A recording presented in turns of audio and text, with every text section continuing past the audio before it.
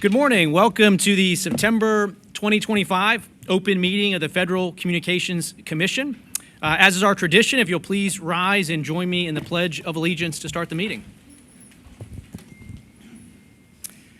I pledge allegiance to the flag of the United States of America and to the republic for which it stands, one nation, under God, indivisible, with liberty and justice for all.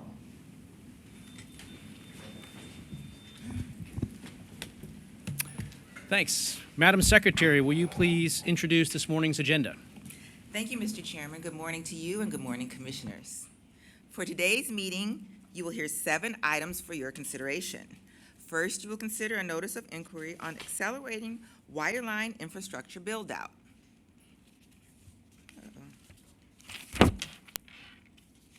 Excuse me.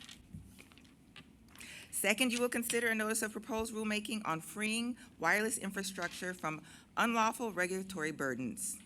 Third, you will consider a further notice of proposed rulemaking on phone jamming solutions in non-federal correctional facilities. Fourth, you will consider a notice of proposed rulemaking on modernizing broadcast ownership rules. Fifth, you will consider a direct final rule deleting nearly 400 primarily wireline-related rules and requirements that govern obsolete technology, are duplicative, and are no longer used in practice. Sixth, you will consider a declaratory ruling that would make Wi-Fi on school buses ineligible for E-rate program funding. Seventh, you will consider an order on reconsideration that grants a petition for reconsideration and makes off-premises use of Wi-Fi hotspots and internet services ineligible for E-rate program support. This is your agenda for today. Today's first item is titled Accelerating Wireline Infrastructure Build-Out and will be presented by the Wireline Competition Bureau. Joseph Calashone, Bureau Chief, will give the introduction. Thank you, Madam Secretary. And Chief Calashone, please proceed. Good morning, Mr. Chairman and Commissioners.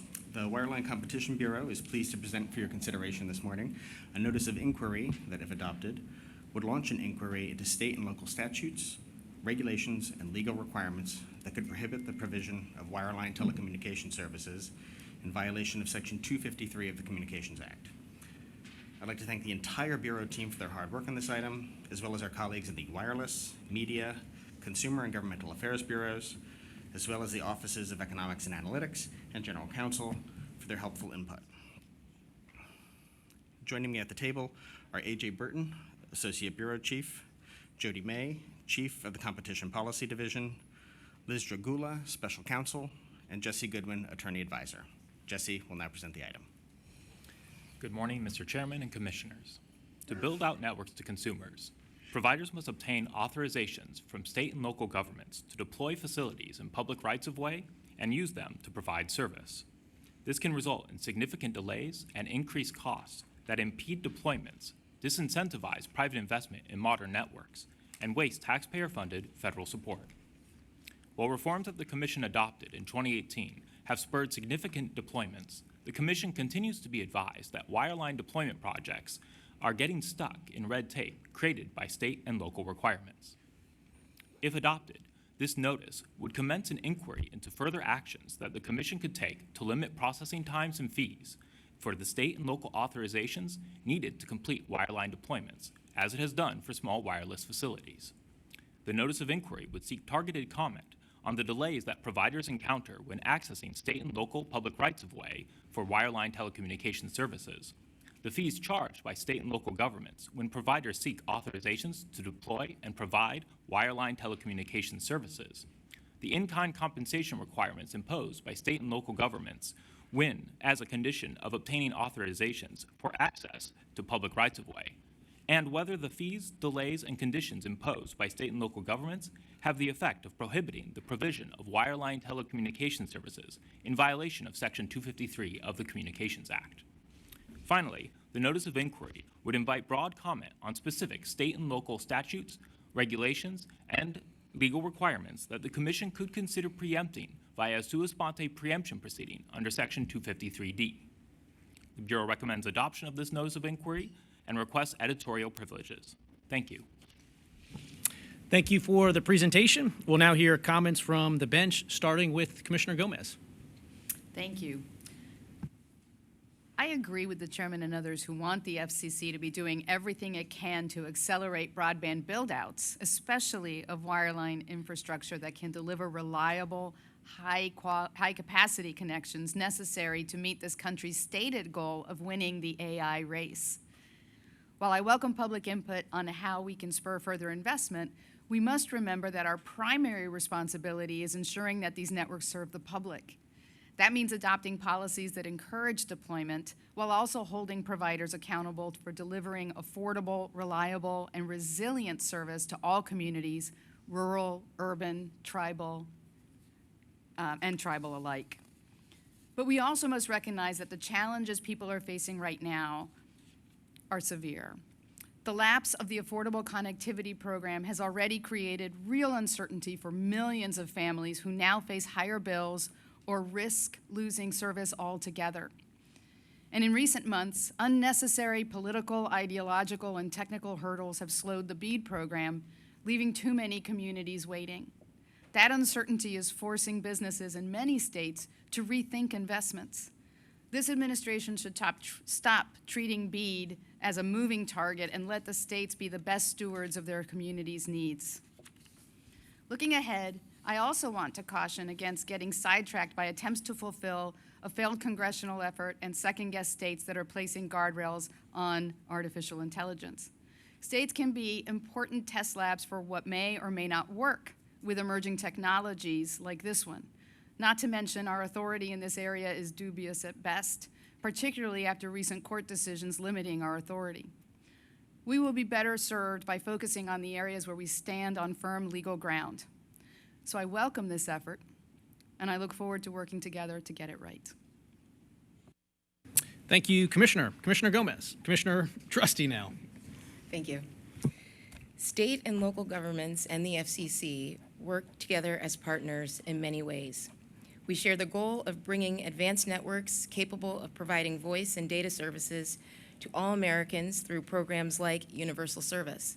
And, among other things, we share the goal of protecting consumers from harms like illegal robocalls. At times, however, state or local interests may take a different path, which delays our access to connectivity. In those situations, the Commission has a duty under the Communications Act to step in. Section 253 is one example. Section 253A generally bars state or local requirements that actually or effectively prohibit a provider from offering telecommunications service. In past decisions, the Commission has explained how this provision preempts state or local moratoria on network deployment or fees that inhibit the placement of small wireless facilities essential for expanded or improved services. Today's notice of inquiry builds on that foundation. As the item recognizes, delays in authorizations, even if not outright moratoria, can effectively prohibit wireline network deployment and the telecommunications services those networks enable. Likewise, wireline networks, like wireless networks, could be inhibited by excessive or burdensome fees. Costs can also take other forms, such as in-kind compensation requirements on which the NOI appropriately seeks comment. When these costs or delays materially inhibit carriers' ability to provide service, consumers are harmed, public safety is diminished, and U.S. leadership in advanced communications networks is weakened. That is why it is timely to examine these issues as part of the Build America agenda. I recognize that state and local practices vary, and I appreciate the NOI's efforts to build a detailed record on these legal requirements.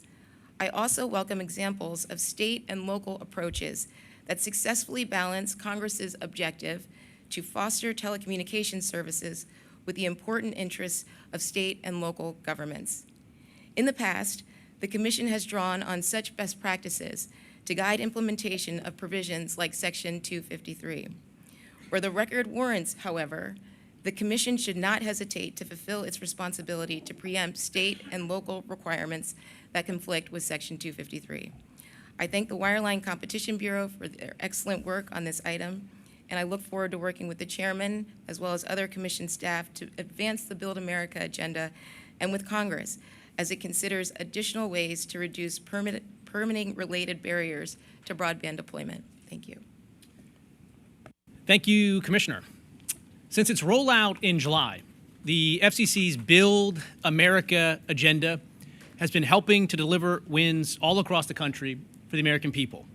We've already advanced plans to accelerate the upgrade from old copper line networks to new modern ones, to speed access to utility poles, and to modernize the FCC's approach to environmental rules. Building on this momentum, I recently traveled to Malvern, Arkansas, and saw firsthand how the Build America agenda can help unleash even more high-speed infrastructure builds. That's where I got a chance to meet with Kalen and his construction crew. They were laying new fiber lines to connect a community that previously had been stuck on only old copper line service. Thanks in large part to the FCC's Rural Digital Opportunity Fund, this project currently serves 2,000 homes, expanding opportunity for many hardworking Americans. Now, the Malvern, Arkansas success story is one that we want to see replicated all across the country. However, before crews like Kalen's can even get shovels turning dirt, providers must obtain authorizations from state and local authorities. Too often, this requires obtaining permits and approvals from multiple different jurisdictions with different timelines, with different personnel, with different requirements, all of which can increase costs, slow deployment, and discourage the private investment we need to end the digital divide. That's why, as part of the Commission's Build America agenda, we're launching an inquiry to explore permitting reform for wireline infrastructure builds. Section 253 of the Communications Act expressly prohibits state and local regulations that effectively prohibit infrastructure builds. As we move forward today, we do so mindful of the FCC's past actions and precedents under Section 253. For instance, in 2018, the Commission issued a decision that concluded that Section 253A prohibited state and local governments from effectively shutting down all new infrastructure builds through a moratoria on those construction projects. That same year, the Commission limited process times and fees for the build-out of small wireless facilities. Following these actions, we saw a significant surge in new wireline and wireless infrastructure builds. With today's item, the Commission will ask questions and explore ways that we can use that same type of authority to remove impediments to the deployment of new wireline infrastructure. So for all their great work on the item, I'd like to thank the FCC's talented staff that's worked on this, in particular Melina Barzilay, Jonathan Campbell, Adam Candu, Matt Collins, Liz Drugala, Garnet Hanley, Rick Mallon, Maria Malarkey, Brendan Murray, Scott Novak, Anjali Singh, Don Stockdale, and Jeff Waldow. And with that, we will proceed to a vote on the item. Commissioner Gomez? With my apologies to the Bureau for not thanking you for your good work. I approve. Noted. Commissioner Trusty? Approve. The chair votes yes as well. The item is adopted with editorial privileges as requested. Now, Madam Secretary, would you please proceed to the next item on today's agenda? Mr. Chairman. Fire car the censorship czar! Fire car the censorship czar! Fire car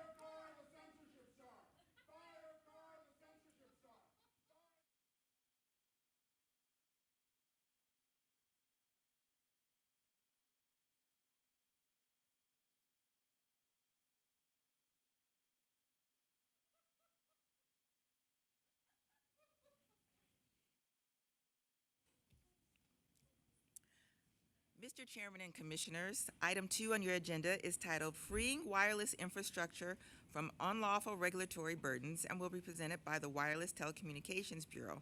Joel Taubenblatt, Chief of the Wireless Telecommunications Bureau, will give the introduction. Thank you. Chief, when you are ready, please proceed. Good morning, Good morning, Mr. Chairman and Commissioners. I'm pleased to have with me at the table from the Wireless Bureau, John Lockwood, who is Senior Policy and Legal Advisor in our front office, Garnet Hanley, Chief of the Competition and Infrastructure Policy Division, Allison Jones, Associate Chief of that division, and Jeff Bartlett, an Attorney Advisor in the division, and Jeff will present the item. Thank you. Good morning, Chairman Carr and Commissioners. The notice of proposed rulemaking before you seeks to advance the Commission's Build America agenda by seeking comment on reforms that would streamline deployment of towers and other wireless infrastructure. The notice considers new measures to implement Section 6409 of the Spectrum Act of 2012 and Sections 253 and 332 of the Telecommunications Act. Congress enacted these provisions to promote the rapid and efficient deployment of wireless infrastructure by limiting state and local barriers to entry, ensuring non-discriminatory access, and streamlining the approval process for modifications and siting of network build-out. In regards to Section 6409, the notice addresses a question that the Ninth Circuit remanded to the Commission about the meaning of concealment elements. Concealment elements are used by builders to minimize the visual impact of towers and other wireless infrastructure. It further proposes to define when a proposed modification would remove the benefits of a concealment element and provides examples to illustrate how the rule would operate in practice. Turning to Sections 253 and 332, the notice seeks comment on reforms the Commission might adopt to ensure that state and local permitting regulations don't place impermissible roadblocks on wireless infrastructure construction. For example, the notice asks whether the Commission should codify certain clarifications from the 2018 Small Cell Order and preempt specific state and local regulations that violate Sections 253 or 332 of the Commission's implementing rules. In particular, the notice seeks comment on state and local regulations surrounding the deployment of macro towers, fees, delays, and other barriers to wireless infrastructure construction.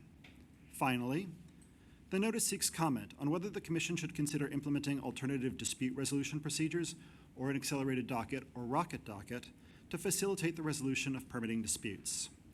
The Bureau recommends adoption of this item and requests editorial privileges for technical and conforming edits. Thank you. Thank you for the presentation. We'll now hear comments from the bench, starting to my right, Commissioner Gomez. Thank you. Americans rely on wireless technology and infrastructure on a daily basis. The wireless connectivity that we have come to expect, whether to call a friend, email our doctor, make a dinner reservation, or keep an eye on the dog via a doggy cam, is possible thanks to physical infrastructure deployed around us. As with any infrastructure, excuse me, I'm being serious. As with any infrastructure, building it involves negotiations between service providers and local governments. The notice of proposed rulemaking before us makes it easier to deploy necessary infrastructure that extends wireless communications to the benefit of communities across the country. Successful deployment requires collaboration, so I look forward to hearing from all stakeholders, including industry and local governments, about the proposals in this notice. Additionally, thank you to the Office of the Chairman for incorporating my edits to this item, including seeking comment about our legal authority regarding artificial intelligence. My comments in the Wireline NPRM about our legal authority on AI also apply here. And as always, thank you to the Wireless Telecommunications Bureau for your work on this item. Thank you, Commissioner. Commissioner Trusty. Thank you. As the Commission examines whether state and local requirements may actually or effectively prohibit providers from offering wireline telecommunications services, it is equally important to consider the impact of these requirements on wireless services. Americans are increasingly dependent on mobile devices and the networks that deliver high-speed internet access anytime and anywhere. This progress is due in no small part to substantial investments by wireless providers. A recent industry report highlights that over 15,000 new towers were activated in 2024, leading to expanded coverage and better quality mobile services. In my travels to Alaska and Mississippi, and in conversations with wireless carriers, both large and small, I consistently hear the same concern. Some of the biggest barriers to widespread deployment of mobile and fixed wireless networks are delays and restrictions caused by state and local requirements. Now, the Commission has made important strides to accelerate the deployment of 5G networks in 2018 and 2020 during President Trump's first term, yet our work continues. As I noted last month, the U.S. has made significant progress but international comparisons show that we still lag behind global competitors like China, which has gained an advantage in part by aggressively streamlining its infrastructure siting policies. For this reason, it's both necessary and timely to revisit the Ninth Circuit decision in League of California Cities, VFCC, and seek comment on the Commission's prior efforts to clarify the definition of concealment elements under the Spectrum Act's streamlined processing rules. In parallel with our work on wireline networks, this NPRM recognizes that excessive fees and delays in wireless authorizations can effectively prohibit deployment with potentially serious consequences. Consumers remain unconnected, public safety is diminished, and U.S. leadership in advanced communications is undermined. Building on our efforts to accelerate small cell deployment, the NPRM also examines whether state and local permitting regulations are inhibiting other critical infrastructure, such as macro towers and additional wireless facilities needed to bring the full benefits of 5G and beyond to suburban and rural communities. In this item, I appreciate the chairman's inclusion of questions about the impact of state and local limits on densification.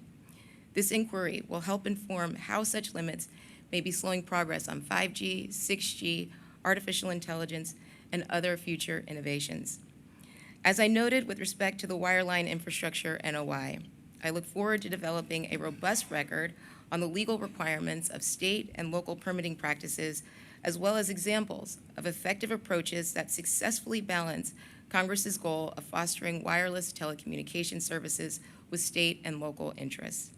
This understanding will guide our continued efforts to promote high-speed infrastructure builds in support of the Build America agenda and this new golden age of communications. I thank the Wireless Bureau for its work on this item, and I look forward to working with my colleagues and with Congress to unleash the full potential of wireless networks and strengthen America's leadership in next-generation wireless services. Thank you. Thank you, Commissioners. Today's meeting is the permitting reform edition of our Build America agenda. We just voted to advance a proposal to streamline permitting for wireline builds, and now we're doing the same for wireless infrastructure. We have two great reasons for doing so. One, it works, and two, it's necessary. Back in 2017, then Chairman Pai asked me to lead the Commission's work to identify and remove barriers to the build-out of thousands of small cells, the building blocks for 5G. As part of this effort, we first set our sights on the FCC's own environmental and historic review processes, which accounted for an outsized share of deployment costs. So in March of 2018, we passed rules to exempt small cells from the types of reviews that had been required for the construction of large 200-foot towers. Later that year, we adopted a second package of infrastructure reforms to cap state and local permitting fees and speed up approvals through common sense shot clocks. Those reforms worked. Many states and local governments became key partners in the build-out of new 5G infrastructure. Just 2 years after we adopted our reforms, investment in wireless infrastructure surpassed the previous 7 years combined. And since 2018, the number of cell sites in service across the country has more than doubled. Thanks to all this investment and deployment, U.S. networks handled more wireless data traffic in 2023 than they did from 2010 to 2018 combined. But even with all this success, we have more to do. For one, some state and local governments still don't follow the federal rules. They sit on applications for too long, or they demand enormous sums of money simply to start processing permitting applications. For another, some authorities have stalled infrastructure builds using new tactics that we didn't have the chance to consider back in 2018. And for yet another, our 2018 reforms largely focused on small cells, but not other types of wireless deployments. All told, wireless providers still have to navigate a thicket of red tape just to get the permits they need, just so that Americans can get across the digital divide. And that's why we're dusting off our permitting reform playbook as part of the Build America agenda. We kickstarted those efforts in earnest last month when we opened a proceeding to modernize our environmental and historic reviews.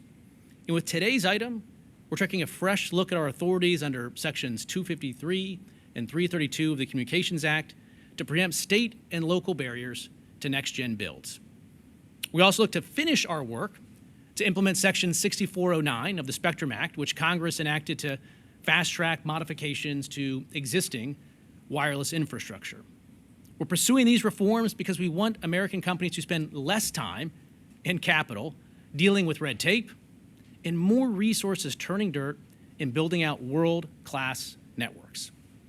So for all their great work on this item, I want to thank, in particular, Jeff Bartlett, Rashawn Duvall, Jennifer Flynn, Eli Johnson, Robert Krinsky, and Jennifer Saulhaus from the Wireless Bureau, and from OGC, Anjali Singh and Scott Novak. With that, we will now turn to a vote on the item, starting with Commissioner Gomez. Approve. Commissioner Trusty. Approve. The chair votes aye as well. The item is adopted with editorial privileges as requested. Madam Secretary, will you please announce the next item on today's agenda? Mr. Chairman, Commissioners, item 3 on your agenda is titled Phone Jamming Solutions in Non-Federal Correctional Facilities and will be presented by the Wireless Telecommunications Bureau. Once again, Joel Taubenblatt, Chief of the Bureau, will give the introduction. Thank you. Chief Taubenblatt, when you and your team are ready, please proceed. All right. Good morning again, Mr. Chairman and Commissioners. We have a new crew at the table. With me is Jessica Phineas, who's Assistant Bureau Chief of WTB, and Nellie Fusner, who's Legal Advisor in our front office, and Nellie will present the item. Good morning, Chairman Carr and Commissioners. Contraband cell phones in prisons and jails have been a public safety problem for decades. Across the country, inmates have reportedly used these devices to orchestrate criminal activity, including murders, witness intimidation, illegal drug operations, assault, phone scams, and prison escapes. This third further notice proposes to give correctional officials more tools to fight that threat by authorizing jamming solutions in state and local correctional facilities. The proposal is designed to comply with Section 333 of the Communications Act. Under our proposal, carriers must lease spectrum to the prison to operate jammers in the prison facility. We would allow parties to negotiate the lease amongst themselves in the first instance. If negotiations fail, the prison can apply for an overlay license for jamming operations within a facility. The notice seeks comment on a range of technical protections to ensure that jamming solutions are limited to correctional facilities and do not interfere with licensed operations nearby.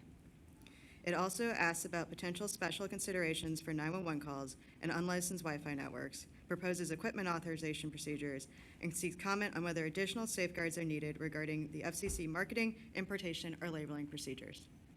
Beyond jammers, the notice asks about the viability of other technologies to combat contraband devices and on further streamlining procedures for current contraband interdiction system technologies. The Bureau recommends adoption of this item and requests editorial privileges for technical and conforming edits. Thank you. Thank you for the presentation. We'll now hear comments from the bench, starting with Commissioner Gomez. This notice of proposed rulemaking seeks to address a worthy and important policy goal, combating criminal activity aided by contraband phones in correctional facilities. I support our work furthering this goal, but the manner in which we propose to further this goal today gives me concern. The Communications Act of 1934 expressly prohibits any person from interfering with authorized communication signals. In alignment with this prohibition, and since our inception, the FCC has prohibited the interfering and blocking of communication signals, also known as jamming. Jamming prevents your phone from making a call, sending a text, or reaching the internet. For the last 90 years, the FCC has prohibited the practice of jamming by non-federal actors and even prohibited jamming equipment to be introduced into the American market. Selling, advertising, shipping, distributing, or importing jammers is currently prohibited, and we take enforcement action against parties that use jamming devices.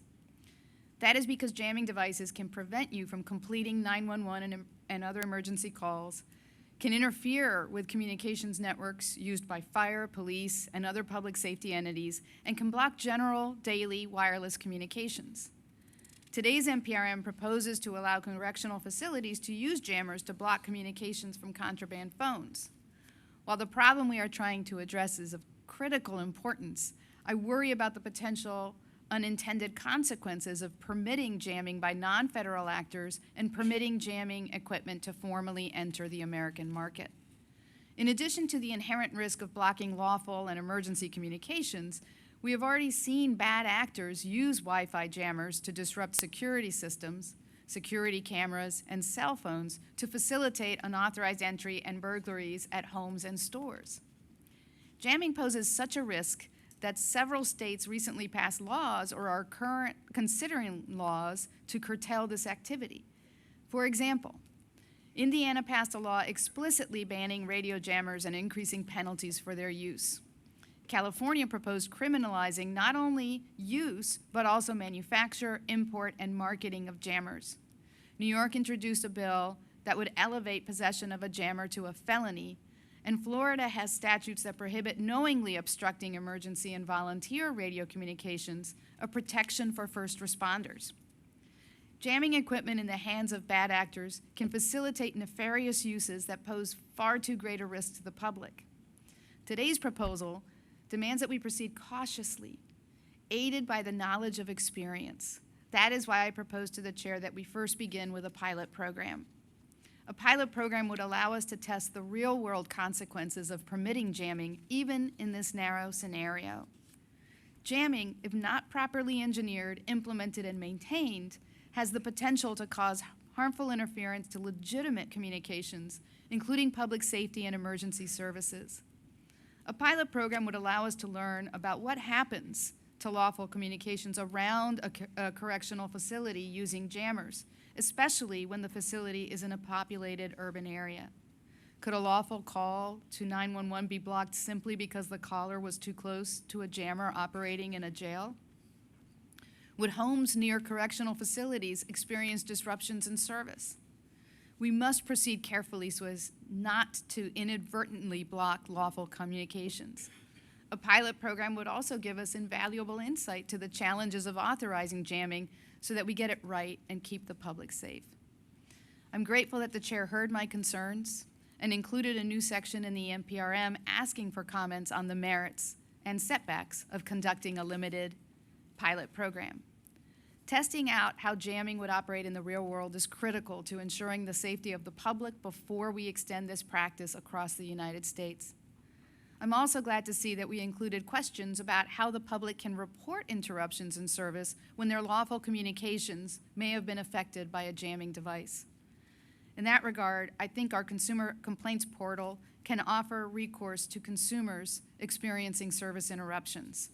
Thank you, Mr. Chairman, and thank you to the Wireless Telecommunications Bureau and the Office of Engineering and Technology for your outstanding work on such a complex proposal. I look forward to seeing the record develop. Thank you, Commissioner, for the statement. Commissioner Trusty. Thank you. In 2022, federal law enforcement officials uncovered, investigated, and dismantled a major drug trafficking organization that resulted in the seizure of 46 pounds of methamphetamine and heroin, more than 50 firearms, $35,000 in drug proceeds, and ultimately led to 21 convictions. This criminal enterprise had engaged in drug distribution, conspiracy, money laundering, and violent acts. The scale of this operation is truly staggering. Equally alarming is that it was orchestrated by an inmate serving a 30-year prison sentence in an Oklahoma Department of Corrections facility, using a contraband cell phone to direct those activities from behind bars with the help of other incarcerated associates. Unfortunately, cases like this are neither rare nor isolated. Contraband cell phones are routinely used inside jails and prisons to coordinate criminal activity, intimidate witnesses, and even plan escapes. These devices pose a grave threat to the safety of correctional staff, incarcerated individuals, and the public at large. The good news is that this problem has not gone unnoticed. Law enforcement officials, lawmakers, industry stakeholders, and others broadly agree on the urgent need to prevent contraband phones from entering correctional facilities and being used for unlawful purposes. The Commission has already taken important steps to combat this problem by facilitating and authorizing the use of contraband interdiction technologies. Those technologies include managed access systems and other detection tools designed to identify and block unauthorized cell phone use. Despite this progress, contraband cell phones remain a persistent public safety threat. And given this risk, I'm pleased that today's item seeks comment on additional tools to complement the resources already available to correctional facilities. In particular, the proposed clarification of Section 333 and the development of a regulatory framework would allow state and local corrections facilities working with wireless providers to deploy targeted jamming solutions in a precise and limited manner. I appreciate that the NPRM also seeks comment on ways to mitigate potential harmful interference to nearby consumers, public safety operations, or authorized communications. I want to thank the chairman for bringing forward this important item, and the dedicated staff of the Wireless Bureau. Thank you for your hard work on this complex issue. I also want to express my gratitude to law enforcement officials and the many states' attorneys general for their continued leadership in confronting the serious dangers posed by contraband cell phones. Thank you. Thank you, commissioners. 9 years ago, I had the chance to meet a hero and a miracle. His name is Captain Robert Johnson. Captain Johnson served our country for 23 years in the Air Force. He then continued his public service by working for 15 years with the South Carolina Department of Corrections. In particular, he was in charge of finding and confiscating contraband cell phones at Lee Correctional Facility in Bishopville, South Carolina, a facility that I had a chance to visit the day we met. Captain Johnson was really good at his job. In fact, the inmates thought he was too good at it. 6 years before we met, Captain Johnson was getting dressed for work one morning in his home when his front door was kicked in and he was shot 6 times in the chest at point-blank range. It was a hit called in by an inmate using a contraband cell phone. Thankfully, Captain Johnson survived. But in many ways, his story is not unique. Contraband cell phones have been pouring into state and local prisons by the tens of thousands every year. They're used to run drug operations, orchestrate kidnappings, further criminal enterprises in communities all across the country. Over the years, the FCC has taken several steps to help address the public safety threats of contraband cell phones. We've authorized the use of contraband interdiction systems, taken numerous actions to streamline barriers to deploy those systems, and adopted a framework for carriers to disable contraband cell phones upon the request of a prison. Providing public safety officials with these tools has helped, but not nearly enough. That's the message I heard earlier this month when I joined Senator Tom Cotton and State AG Tim Griffin in Arkansas for a tour of the Varner Supermax facility. Federal prisons have long been authorized to jam contraband cell phones, but state and local prisons have not been allowed to use it. The guards and law enforcement officials we met with at Varner asked us to change this. They told us that contraband cell phones are at the root of so many evils that take place both inside and outside of prisons. If we can solve this problem, they said, if we can allow them to try jamming solutions, it will go a long way towards improving public safety. Senator Cotton and AG Griffin have been helping to lead the charge on this for quite a while. Senator Cotton introduced the Cell Phone Jamming Reform Act of 2025 in March, and has been introducing similar legislation over the last couple of years. AG Griffin has also led a letter with 22 other state AGs calling on the FCC to seek comment on targeted jamming technologies and to modernize our regulations to support law enforcement. Representative Kustoff in the House has also been a strong congressional leader on this initiative. Yesterday, he led a letter along with 10 other members of Congress supporting today's vote. Their calls have been echoed by many others. We respond to those calls today. With our vote, we propose to remove what many have viewed as a federal prohibition on jamming in state and local prisons. As we do so, we keep several points in mind. First, this will be entirely voluntary. No state or local prisons will be required to jam. Second, our notice proposes to authorize targeted jamming. Jamming technology can be precise enough that it doesn't interrupt the regular communications of law enforcement or community members in the vicinity. Third, this will not be a silver bullet. Jamming will not make sense for every facility, but there are many places where it will be the right solution. Now, after that Arkansas event I held earlier this month, on our drive back to the airport, I called Captain Johnson on the phone. We spoke for a little bit. He'd watched the live stream of the press conference. He said he was actually just a couple months removed from another surgery, but he said he could not be happier to see that the FCC was finally moving forward with a jamming proposal. He was so grateful to the agency for the work we're getting done. I told Captain Johnson how thankful we were for his years-long leadership on this issue. I'm glad that we're getting this one across the finish line for him. For their work on the item, I'd like to thank the FCC's talented team, in particular, Brian Butler, Jamie Coleman, Melissa Conway, Lloyd Coward, Michael Ha, Ira Kelts, Roger Noel, Nick Oros, and the whole group that's here today as well. Thank you so much for your work on the item, and we will proceed to a vote, starting with Commissioner Gomez. Thank you. Approved. Commissioner Trustee. Approve. The chair votes aye as well. The item is adopted with editorial privileges as requested. Madam Secretary, will you please announce the next item on our agenda today?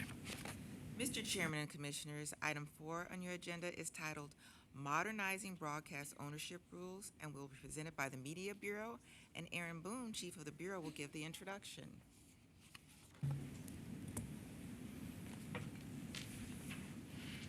Thank you, Chief Boone. When you are settled in, you may proceed. Good morning, Mr. Chairman and Commissioners. Today, the Media Bureau presents a notice of proposed rulemaking that advances the 2022 quadrennial review of the Commission's broadcast ownership rules. The notice seeks comment on whether the Commission should retain, modify, or eliminate its media ownership rules, given the current state of the media marketplace. Joining me at the table are Lori Marbjerg, Ty Bream, and Chad Guo of the Media Bureau.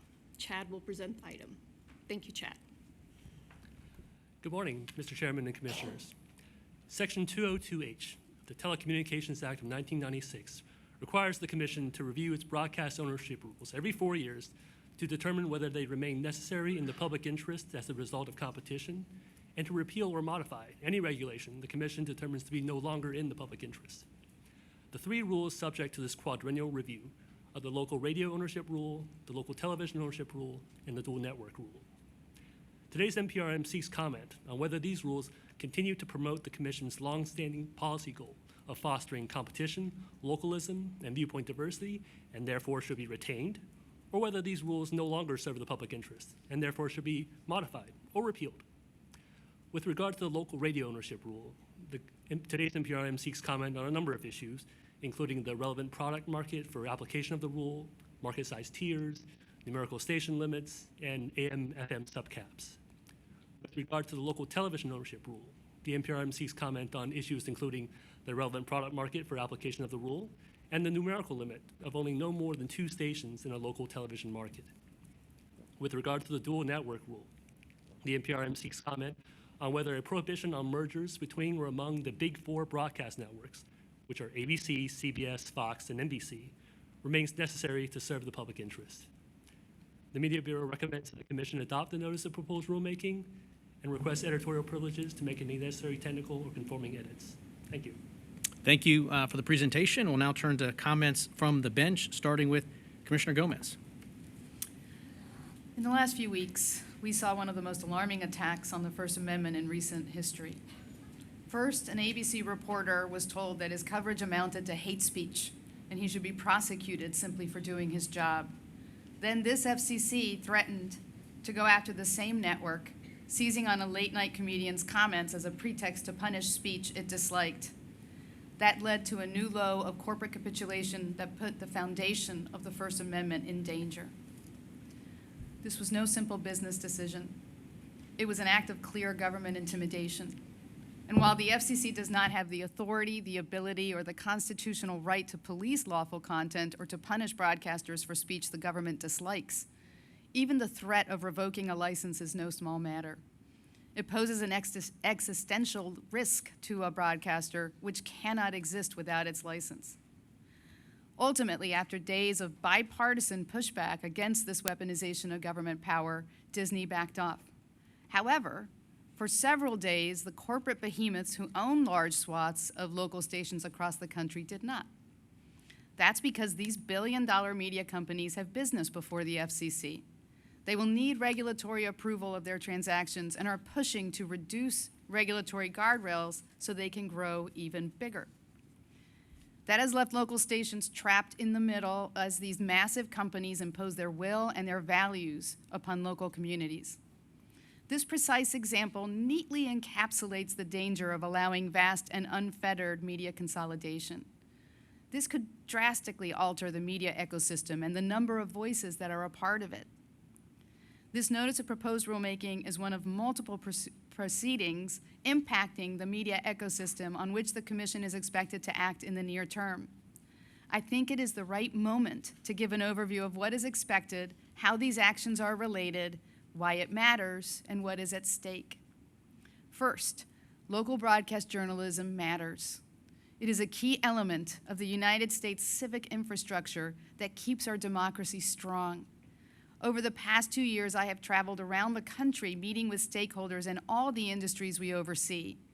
And almost everywhere I went, I have visited with a local television and/or a radio broadcaster.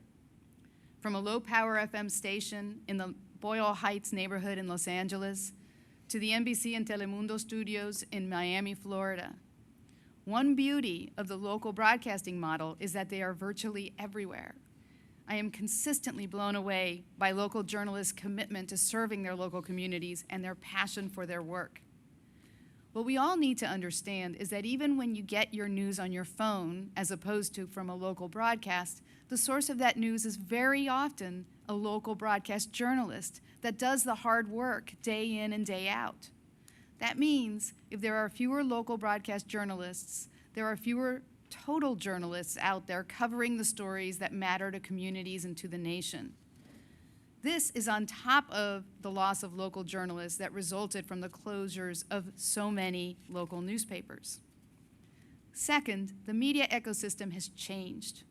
As described in this item, the regulatory structure underlying broadcasting is complex and designed to, on the one hand, ensure a diversity of viewpoints are represented by precluding one entity from dominating the voices available in a community, and on the other hand, support a balance of negotiating power between large broadcasting networks that produce news and entertainment content, targeting a national audience, and locally licensed broadcasting stations that produce news and entertainment content that is targeted locally.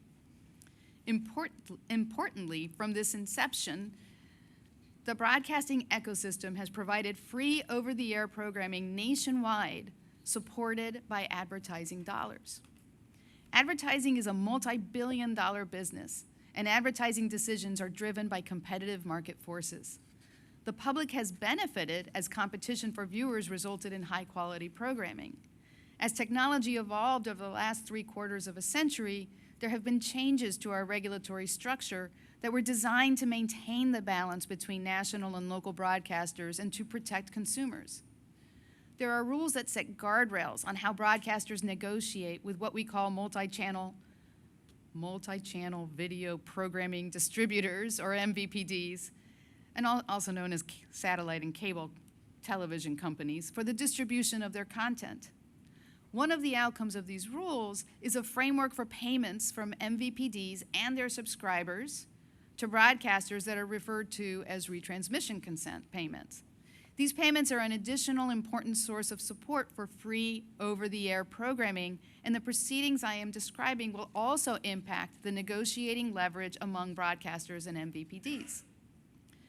Broadcasters have been losing advertising dollars to digital alternatives for decades, but the rise of various streaming platforms, the decline of cable subscribers, and the shift driven by audiences getting news and entertainment through social media applications has been growing for some time and is upending the long-standing model.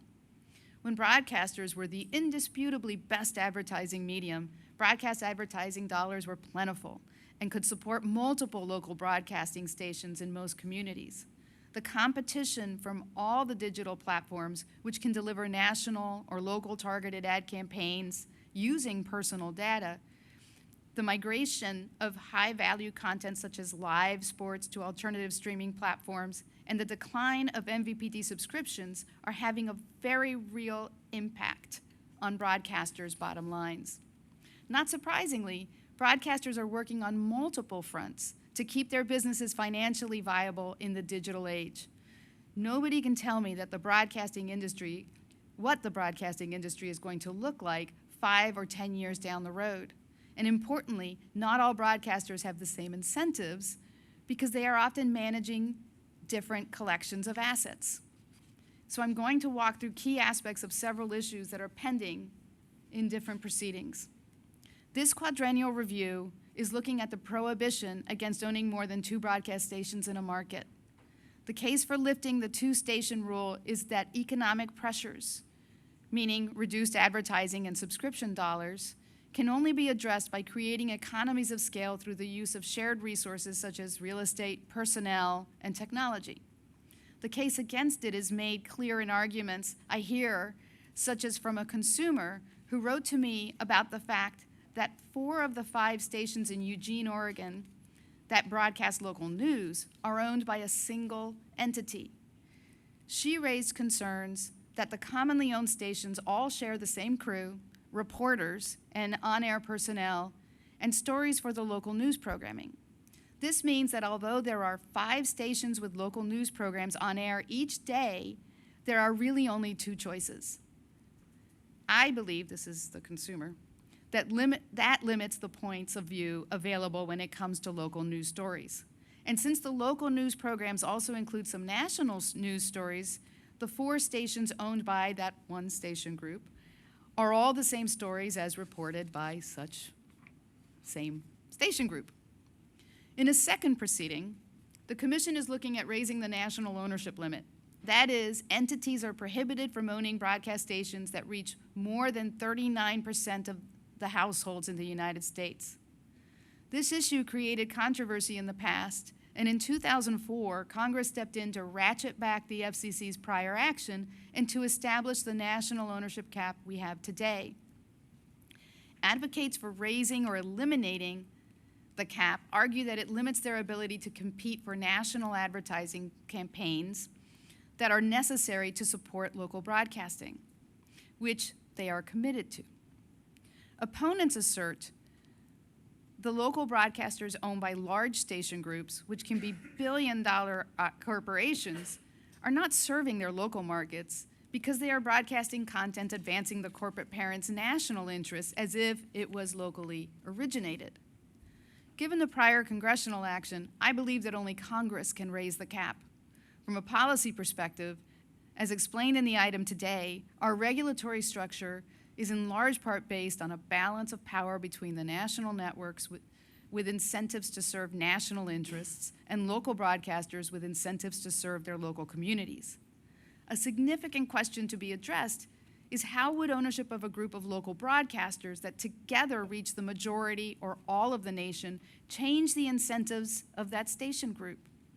In the past 2 weeks, the public has raised serious concerns that large station groups made programming decisions to serve their national corporate interests, not their communities of license.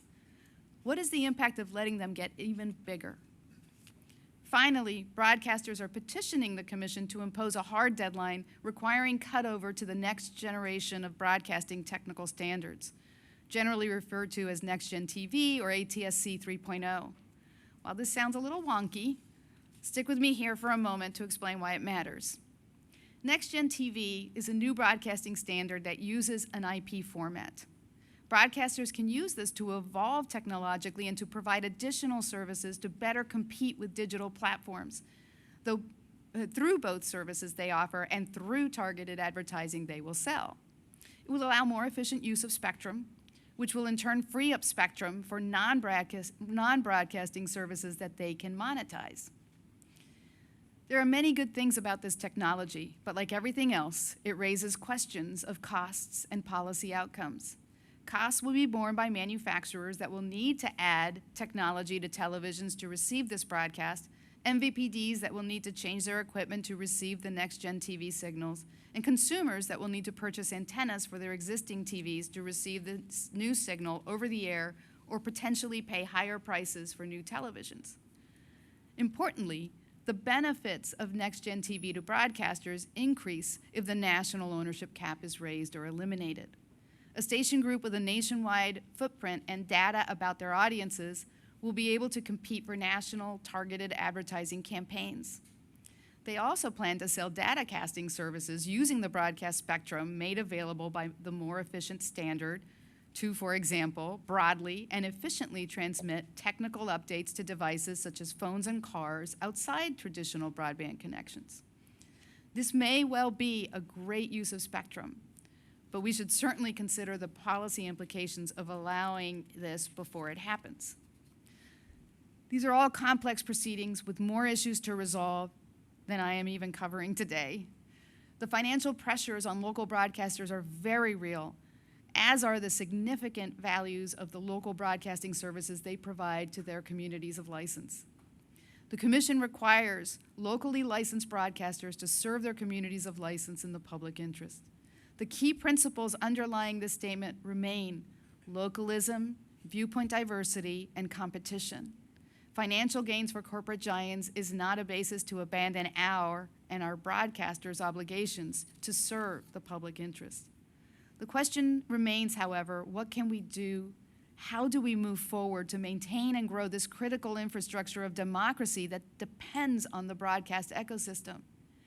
I do not fault the broadcasters and other industry stakeholders for looking out for their financial interests. That is their job. And I applaud the public interest advocates for pushing back against the notion that competitive pressures are more important than localism and viewpoint diversity. We need to ensure our rules prioritize viewpoint diversity and incentivize broadcasters to serve their communities of license. The broadcast ecosystem is a long-standing public-private partnership, and I call on all stakeholders to approach this pivotal moment with an open mind to identifying modifications to current rules that would both shore up the economics of broadcast television and preserve the public interest. This notice of proposed rulemaking is required by statute. I support seeking comment on these very important issues, and I look forward to productive engagement with stakeholders and remain focused on retaining rules necessary to serve the public interest. I appreciate the chairman, including my suggested edits in the NPRM, and I thank the Media Bureau staff for their good work on this complex matter. Thank you, Commissioner. Commissioner Trustee. Thank you. When Congress passed the Telecommunications Act, it recognized that competition could fundamentally reshape the audio and video media marketplace. To account for competitive dynamics, the Act directs the Commission to revisit its public interest evaluation of key radio and television ownership rules every 4 years, relaxing them as needed. Although the 2026 review is fast approaching, to adhere to our statutory obligations, it's important that we move forward with this NPRM for the 2022 review. The marketplace has been changing rapidly, driven by technological innovation and evolving consumer preferences. The growth of digital competition has brought new opportunities for consumers to benefit from more personalized viewing options. But it also requires us to carefully reassess whether our rules reflect today's reality and allows broadcasters to compete effectively for viewers, for programming, and advertising in this highly competitive environment. The 2022 Quadrennial Review NPRM provides the Commission with a timely opportunity to do just that. Guided by the law and the record, I look forward to ensuring that our media ownership rules are appropriately modernized to reflect the current marketplace, and I remain committed to ensuring that broadcasters advance the public interest as Congress required in the Communications Act. I thank the Media Bureau for its excellent work on this item. Thank you. Over the years at the agency, when we've addressed different issues, I've emphasized the importance of what I call the Gretzky test, keeping our eye on where the proverbial puck is going, not where it has been. Nowhere is that more important than with our media regulations. So as we kick off this quadrennial review, the FCC must do so with an eye to the future. After all, the old regulatory silos have been breaking down for quite some time. The Commission must move forward with a keen understanding of today's converged markets. And that's exactly what we're doing with this item. In fact, it may be fair to say that the Gretzky test is why Congress first required the FCC to conduct these quadrennial reviews back in 1996. They wanted us to consistently reassess market conditions to ensure our media ownership regulations were keeping pace with the times. In recent years, numerous online audio and video streaming services have emerged, fundamentally changing how broadcast radio and television compete in the media marketplace. Our broadcast ownership rules should reflect these changes. In fact, the FCC is required by law to review certain broadcast ownership rules every 4 years to determine whether those rules remain necessary in the public interest as a result of competition, which has traditionally meant advancing competition, localism, and viewpoint diversity. Now, the FCC has not always stuck to that statutory mandate. Indeed, just this year, the Eighth Circuit determined that the FCC acted arbitrarily and capriciously when it adopted the last quadrennial review order. In doing so, the court emphasized the deregulatory nature of the quadrennial review provisions that Congress added to the statute. Ultimately, the court vacated the FCC's decision to retain the top 4 rule, which prohibits a single entity from owning or controlling 2 of the top 4 television stations in a local market. We are ultimately guided by the court's decision here, and we intend to take a fresh approach to competition by examining the broader media marketplace rather than treating broadcast radio and television as isolated markets. Our primary goal is to promote investment in local broadcasters who provide trusted news and information vital to the communities they serve. We'll also consider whether public safety, national security, and other public interest goals should be part of this review. If we determine that any rule no longer serves the public interest, we will fulfill our statutory duty to modify or eliminate those rules. So thanks again to the team for all the great work on this item. In particular, I'd like to thank Susan Aaron, Ty Bream, Chad Go, David Conzel, Jin Lee, Lori Marburg, Kim Makuch, Michael Richards, Jamie Saloom, Andrew Wise, and Irene Wu. And with that, we will proceed to a vote on the item, starting with Commissioner Gomez. Approve. Commissioner Trusty. Approve. The chair votes aye as well. The item is adopted with editorial privileges as requested. Madam Secretary, will you please announce the next item on today's agenda? Mr. Chairman and Commissioners, item 5, 6, and 7 on your agenda will be presented by the Wireline Competition Bureau. And for each item, Joseph Calishone, Chief of the Bureau, will give the introduction. Item 5 is titled Deleting Obsolete and Duplicative Wireline Rules. Thank you, Madam Secretary. Chief Calishone, welcome back. We're back. Please proceed when you're ready. Thank you, Mr. Chairman and Commissioners. Today, the Wireline Competition and Consumer and Governmental Affairs Bureaus present a direct final rule which repeals certain wireline regulations that have been identified as obsolete, outdated, or unnecessary. Joining me at the table are Irina Asaskov, Assistant Division Chief in the Bureau's Pricing Policy Division, Matt Baker, Deputy Division Chief in the Bureau's Telecommunications Access Policy Division, and Ed Kratchmer, Deputy Division Chief in the Competition Policy Division. Also joining me at the table is Michael Scott, Deputy Division Chief in the Consumer and Governmental Affairs Bureau's Disability Rights Office. Ed will now present the item. Good morning, Mr. Chairman and Commissioners. In March, the Commission launched the Delete, Delete, Delete proceeding to identify and eliminate unnecessary regulatory burdens. The direct final rule before the Commission today is the latest step in this continuing effort. Specifically, this item identifies 89 primarily wireline rule provisions totaling approximately 29,000 words and covering 386 regulatory burdens that plainly no longer serve the public interest because they govern obsolete technology, are duplicative, or no longer used in practice. The direct final rule finds that prior notice and comment is unnecessary under the Administrative Procedure Act because repealing these rules is a routine determination which will not have a substantial impact on the industry or the public. This item nevertheless elects to provide the public with the opportunity to file comments under the direct final rule process. Under this process, if no significant adverse comments are filed in response to this direct final rule, these rules will be repealed. If significant adverse comments are filed with respect to any of these rules, the Commission will publish a timely withdrawal in the Federal Register to ensure that any rules subject to such comments are not repealed. Finally, if the agency determines that comments are filed do not qualify as significant adverse comments, it will issue a public notice briefly explaining the basis for this determination. The Wireline Competition Bureau and Consumer and Governmental Affairs Bureau recommend that the Commission adopt the final rule and request editorial privileges to make any necessary technical or conforming edits. Thank you. Thank you for the presentation. We'll now turn to comments from the bench, starting with Commissioner Gomez. Once again, I want to thank agency staff for identifying commission rules that may have outlived their usefulness. I know there is growing pressure to come up with potential rules for deletion to meet an arbitrary rule reduction quota, so I want to acknowledge their hard work. My process concerns, however, remain. The procedures today to erase rules adopted pursuant to notice and comment were put in place without seeking public comment on appropriate processes and guardrails. I cannot support the elimination of substantive rules contained in these procedures. This is particularly concerning when we're dealing with rules that involve accessibility issues.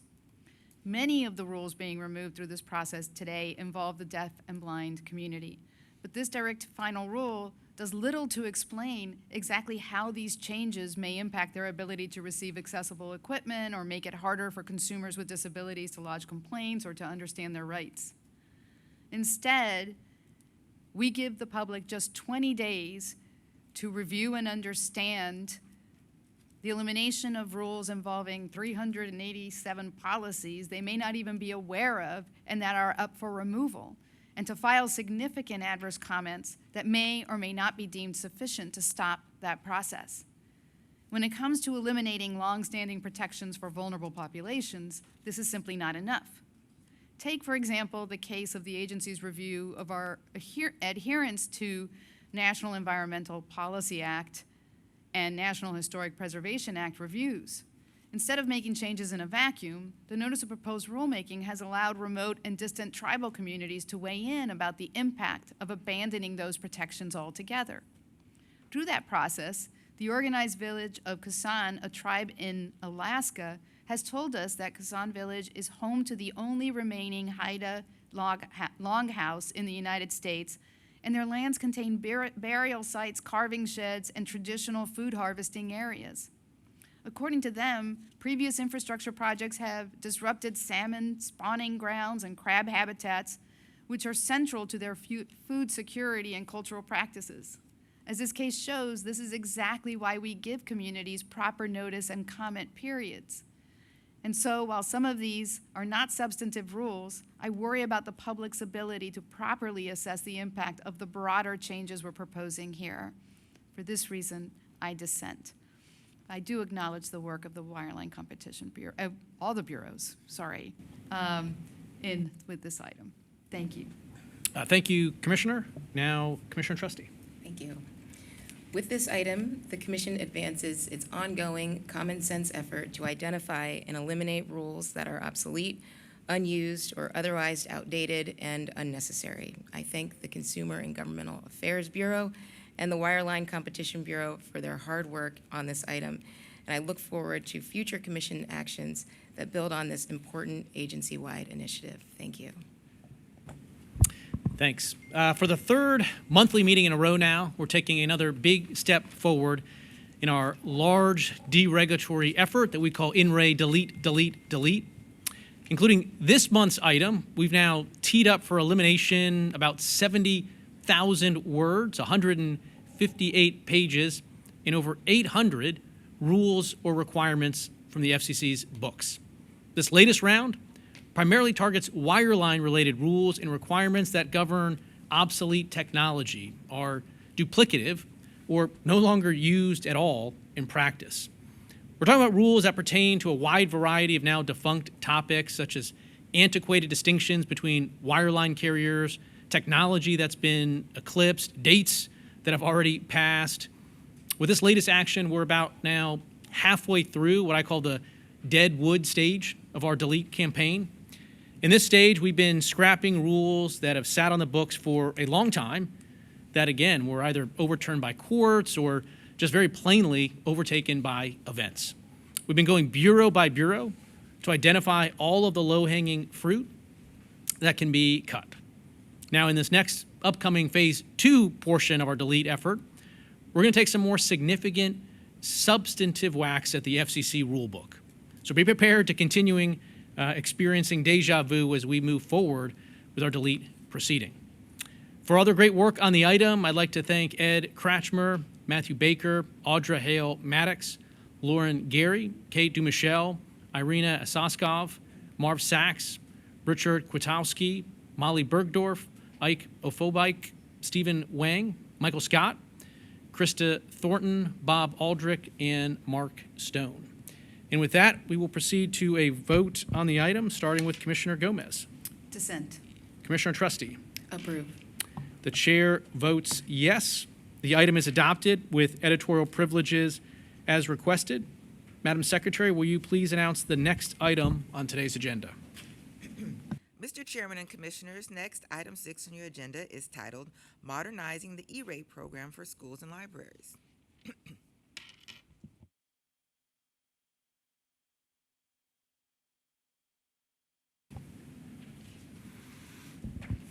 Thank you, Chief. When you and the team are ready, you may proceed. Good morning, Mr. Chairman and Commissioners. The Wireline Competition Bureau is pleased to present for your consideration a declaratory ruling that, if adopted, would align eligibility with Section 250, E-rate eligibility with Section 254 of the Communications Act and clarify that school bus Wi-Fi equipment and services are ineligible for E-rate funding. I'd like to thank the Bureau team and our colleagues in the Office of General Counsel for their hard work on this item. Sitting with me at the table are Allison Baker, Associate Bureau Chief, Nick Page, Chief of the Telecommunications Access Policy Division, John A. Schreiber, Deputy Division Chief, Kate Dumichel, Special Counsel, and Gabby Gross, Special Counsel, who will now present the item. Thank you. Good morning, Mr. Chairman and Commissioners. Today's declaratory ruling, if adopted, would find that the best reading of Section 254 of the Communications Act is that using and providing Wi-Fi on school buses satisfies neither the educational purpose test under Section 254 H1B nor the classroom test under Section 254 H2A, contrary to the Commission's prior interpretation of the statute in 2023.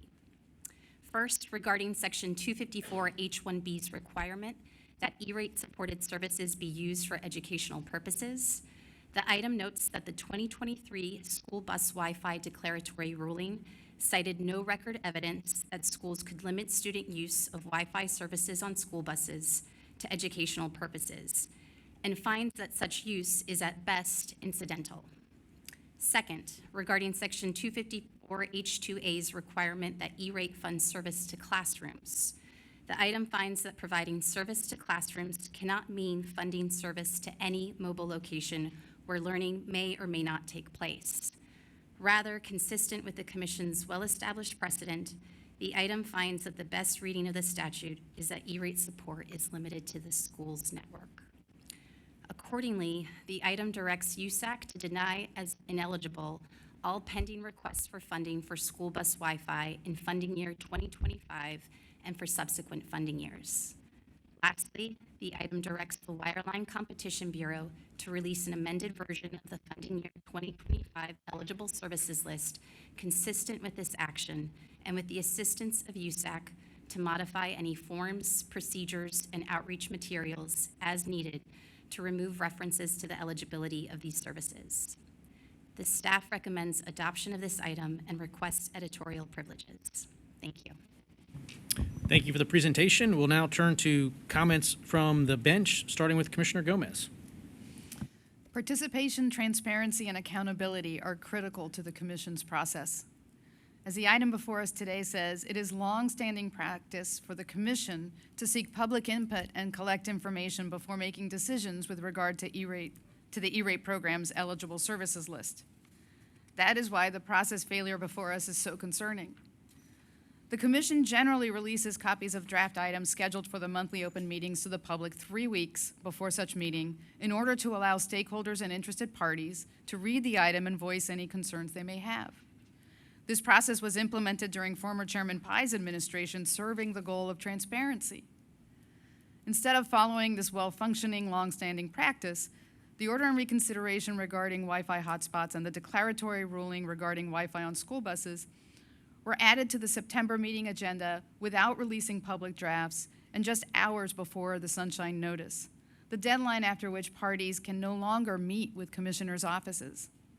As a result, stakeholders and interested parties were not afforded the chance to read the items impacting their constituencies and were not afforded the chance to weigh in on the substantive details of each item. Public input is integral to the Commission's decision-making process, as it should be. That input is all the more critical when dealing with items that propose to strip funding from services on which schools and libraries currently rely. Removing E-rate funding for hotspots and Wi-Fi on school buses will force cutbacks in service and undoubtedly impact the way schools and libraries are providing educational support to students and patrons. Decisions of this magnitude, decisions that take resources away from people across the country, should never be made in the dark, behind closed doors. The Commission is supposed to serve the public, not sideline it. When we shut out the very communities our decisions affect, we fail in that responsibility. That said, I do want to acknowledge the work that the Wireline Competition Bureau did on this item. Thank you. Thank you, Commissioner. Commissioner Trusty. Thank you, Mr. Chair. Because the E-rate items before us this morning are closely related, I'll be making one statement that addresses both. Ensuring that all Americans can access the benefits of advanced communications is one of my highest priorities. The issues raised by the school bus Wi-Fi order and the E-rate hotspots order are indeed significant. We need only look at Congress's decision to establish the Emergency Connectivity Fund, a temporary program to provide broadband devices and services off-site from schools and libraries, to see how important these issues are. With the Emergency Connectivity Fund now ended, the Commission must determine how to proceed. My support for both items today rests on my commitment to apply what I see as the best interpretation and application of the law.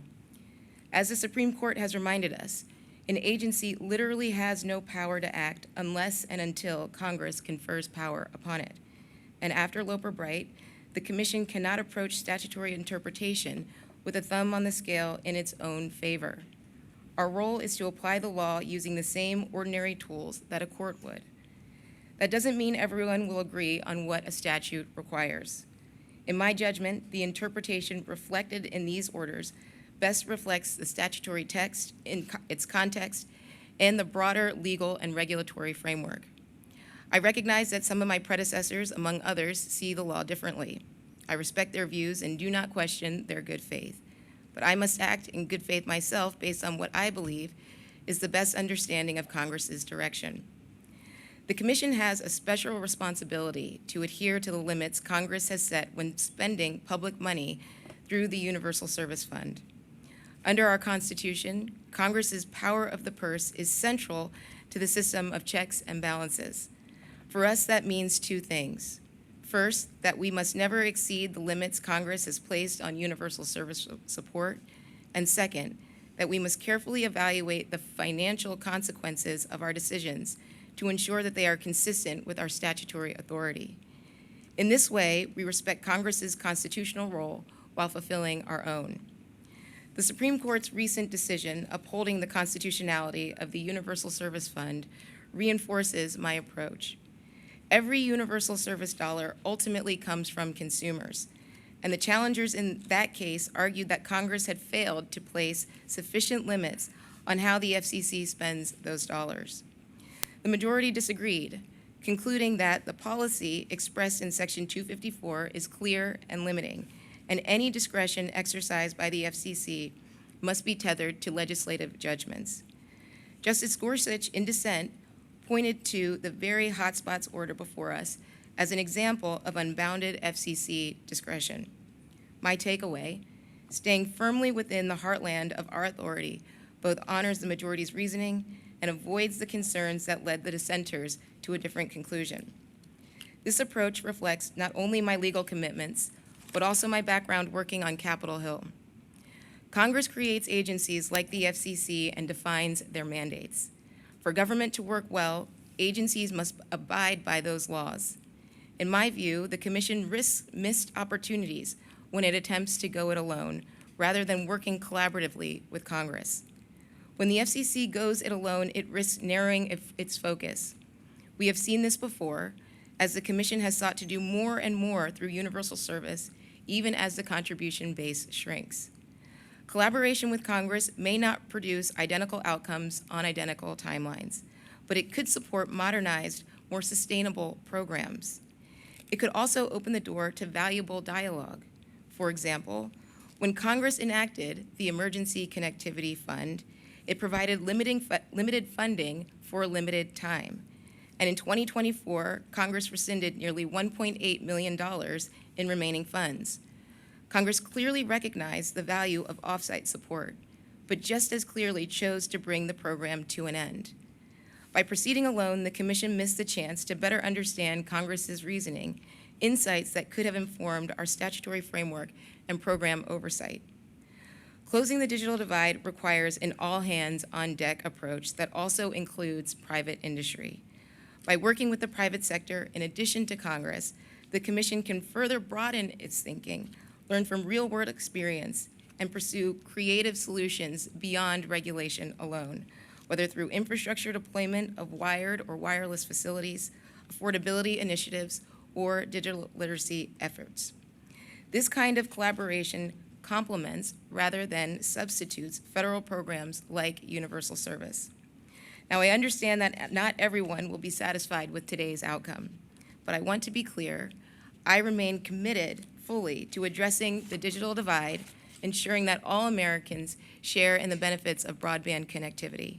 I thank the Wireline Competition Bureau for its hard work on these items, and I look forward to working with the chairman and other commission staff, as well as with Congress and other public and private stakeholders in the collective effort this mission demands. Thank you. Thank you, Commissioner.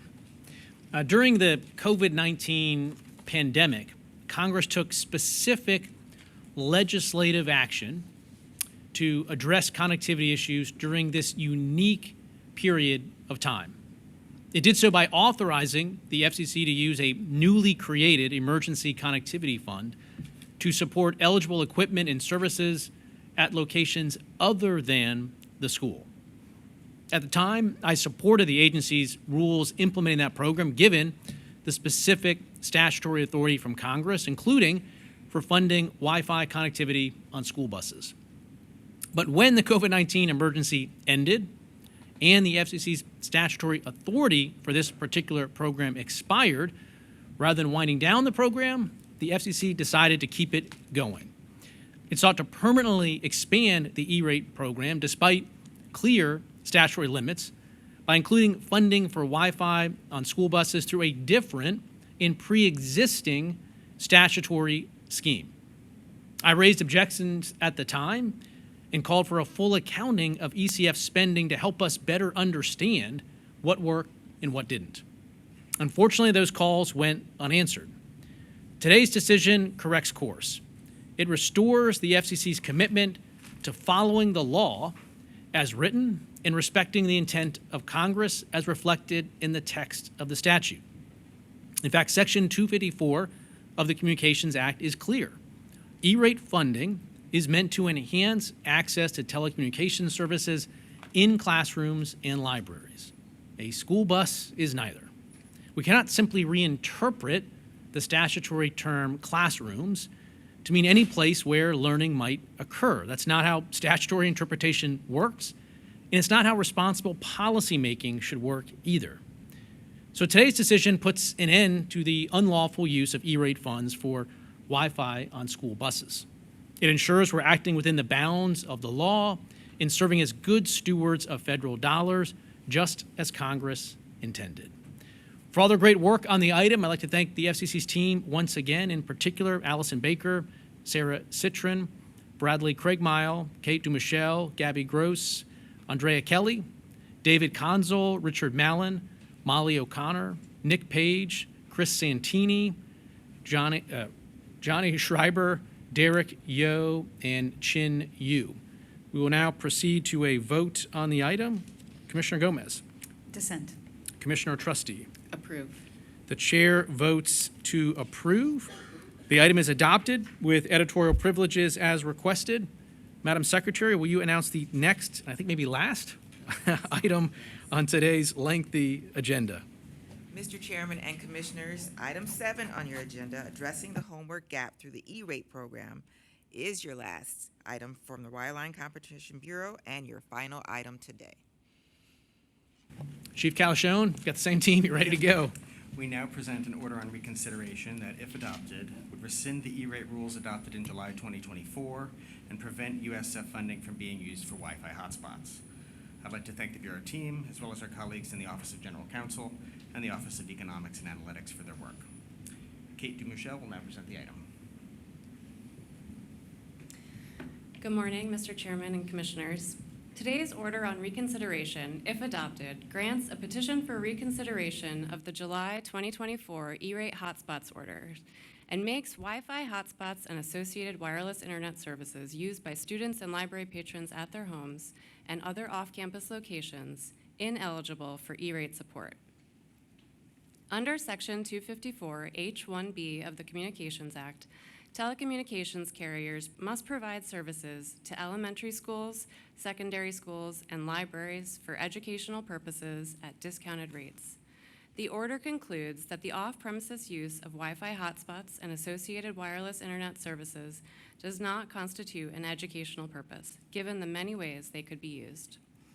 The order also concludes that the best reading of Section 254 H2A, which directs the Commission to promulgate rules to enhance access to advanced telecommunications and information services for all public and nonprofit elementary and secondary school classrooms and libraries, requires connectivity to be provided to schools and libraries, not student homes or wherever a library patron may travel. The proposed order also denies 2 other petitions for reconsideration of the July 2024 decision. To effectuate these changes, the item directs the Wireline Competition Bureau to release a public notice with an amended funding year 2025 eligible services list and instructs USAC to deny the pending funding year 2025 requests for Wi-Fi hotspots and services. Finally, the order directs the Bureau, with USAC's assistance, to update as needed the E-rate forms and outreach materials. The staff recommends adoption of the item and requests editorial privileges. Thank you.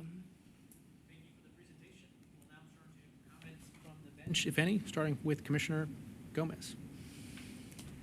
Broadband is the infrastructure of opportunity.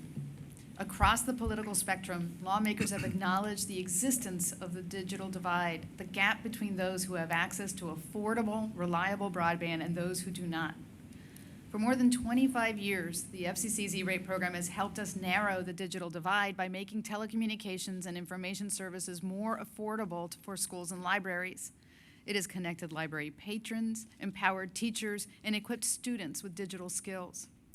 Specifically, as noted, Section 254 of the Communications Act tasks the Commission with providing E-rate support to elementary schools, secondary schools, and libraries for educational purposes. Teachers, librarians, and parents alike understand that education is not confined to the 4 walls of a classroom or a library. The pandemic made this painfully clear. It showed us that learning occurs in all kinds of places, from the parking lot of a McDonald's to the steps outside of a public library. It would be incredibly naive for us to think that in our post-pandemic world, learning has returned to solely in-person and on-paper instruction. The era of homework by quill and candlelight is long gone and will never return.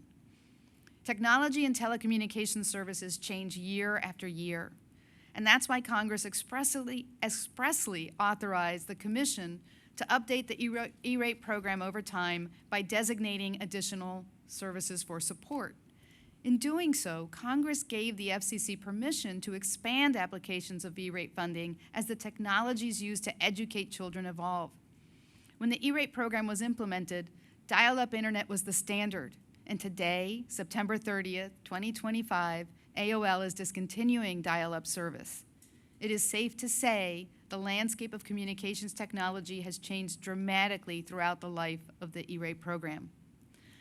As underscored during my visit to the High School for Environmental Studies in New York a couple of weeks ago, students are now using Chromebooks in classrooms on a regular basis, and they are expected to submit homework assignments online using platforms like Google Classroom. These changes are made possible with support from E-rate funding. The Commission has long recognized this reality and expanded E-rate funding to cover new services, including those that provided off-site connectivity. For example, as early as 2003, the Commission expanded E-rate support to cover internet access for bookmobiles. It also clarified that E-rate funding could cover a school bus driver's use of wireless services while transporting students, a librarian's use of wireless service on a library's mobile library unit van, and teachers' use of wireless services while accompanying students on a field trip. Expanding E-rate support to cover hotspots and Wi-Fi on school buses was consistent with that precedent. These services matter most for students who would otherwise be left behind, such as students in rural areas who spend more time on school buses than most. For example, in the state of Arkansas, the longest school bus commute is 2 hours and 47 minutes each way, and the average school bus commute is nearly 50 minutes each way. Moreover, as of 2023, 1 in 3 rural students still had inadequate internet access at home. For these students, having access to hotspots at home or Wi-Fi on school buses can mean the difference between completing their homework and falling behind. Importantly, the characterization of these uses of funding as unsupervised screen time fails to acknowledge that the E-rate program has guardrails to ensure students' safety when using both hotspots and Wi-Fi on school buses. Those who receive E-rate funding are subject to the Children's Internet Protection Act, which requires that they employ technology protection measures to block or filter obscene or otherwise harmful content online. These are protection measures that are not even guaranteed for children using a home Wi-Fi connection paid for by their family. So let's zoom out and look at the big picture.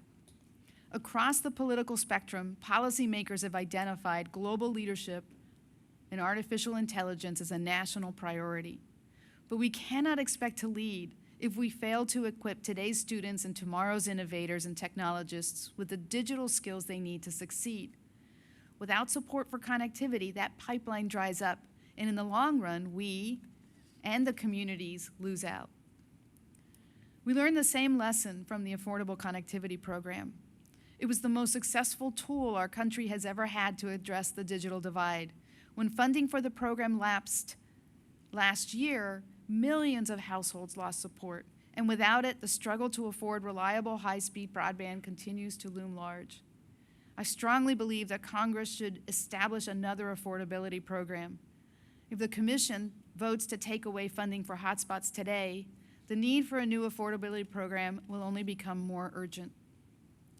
The Commission's move to roll back federal funding for hotspots and Wi-Fi on school buses ignores our nation's educational landscape today and the need to equip students with digital skills for the future. These decisions benefit no one. Funding for hotspots and Wi-Fi on school buses comes from the existing E-rate budget. It will, however, make it harder for students to learn, harder for libraries to serve their community, and harder for us to close the digital divide. Because I cannot support turning the digital divide into a digital chasm, I dissent. I do, however, I apologize. I just have to do this. Have to acknowledge the hard work of the Wireline Competition Bureau. Now you can go. Thank you, Commissioner, for the statement. Commissioner Gomez, you indicated you had one statement, but anything? Trustee. Trustee. Thank you. They keep moving. Chairman Carr, it's all good. My statement on the previous item, yes, applies to this one as well, so I have no further remarks. Thank you so much. Thank you again to the team for the presentation. I have a separate statement for the record here. It obviously tracks very closely my prior statement on the prior items. I think the logic of the two is very similar. Congress passed a specific legislative enactment that was defined by the statute, defined for a period of time to address a unique moment in time of COVID-19. And when that program expired, so did the FCC's authority. And retreating back to the pre-existing statutory scheme of Section 254, which talks about enhancing access to telecom services in classrooms, in libraries, doesn't give the FCC statutory authority to fund through the E-rate program connections to any remote location at which people might want to learn or read. And at the end of the day, the FCC is not alone in this conclusion. Earlier this year, members of Congress in both the Senate and House introduced a Congressional Review Act resolution aimed at overturning the FCC's prior approach on this issue. So I'm glad that the FCC is moving forward today to correct course, because our prior decision also suffered from some policy concerns as well. We moved forward with very little data. In fact, the little data that did exist showed that most hotspots that were implemented through these types of programs, the hotspots themselves were quickly lost or stolen, ultimately wasting millions of dollars. So the FCC, in my view, back then failed to demonstrate that these funding decisions would be advancing legitimate classroom or library purposes. But thank you again to the team for all the great work on this. Again, thanks to Allison Baker, Bradley Craigmile, Kate DeMichelle, Joel Graham, Gabby Gross, Andrea Kelly, David Conzel, Richard Mallon, Molly O'Connor, Nick Page, Chris Santini, Johnny Schreiber, Derek Yo, and Chin Yu. And with that, we will proceed to a vote on the item. Commissioner Gomez, getting this right this time. Dissent. Commissioner Trustee. Approve. The chair votes to approve as well. The item is adopted with editorial privileges as requested. At this time, I will pause for a moment to see if any of my commission colleagues have any announcements that they would like to make. I'm going to extend that sentence, give you time to find, Thank you. the piece of paper. I do, thank you, have an announcement. I would like to introduce Jocelyn Brooks. Jocelyn, we make you stand up. Jocelyn is a third-year law student at WashU Law who is interning full-time in my office this fall. She grew up in Austin, Texas, and attended Trinity University, where she majored in political science and communication and wrote a senior honors thesis creating a new digital literacy curriculum for Texas second graders. Jocelyn previously interned for Judge Christina Bryan in the Southern District of Texas, as well as for a London solicitor's office. Jocelyn is currently an editor on the WashU Law Review and has a Portuguese water dog named Addie. Nice. Bring your dog to work,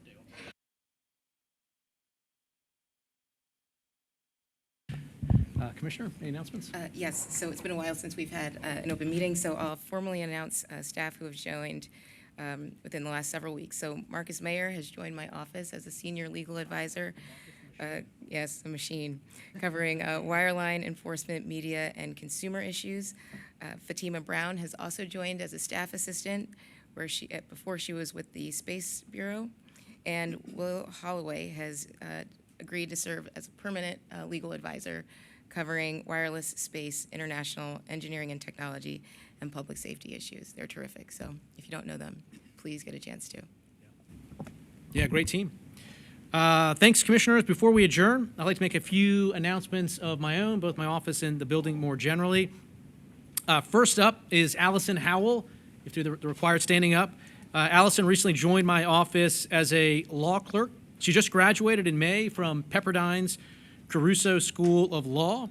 Allison is no stranger to the commission. She interned both in our wireless and wireline bureaus, and previously was an intern in my office when I was a commissioner.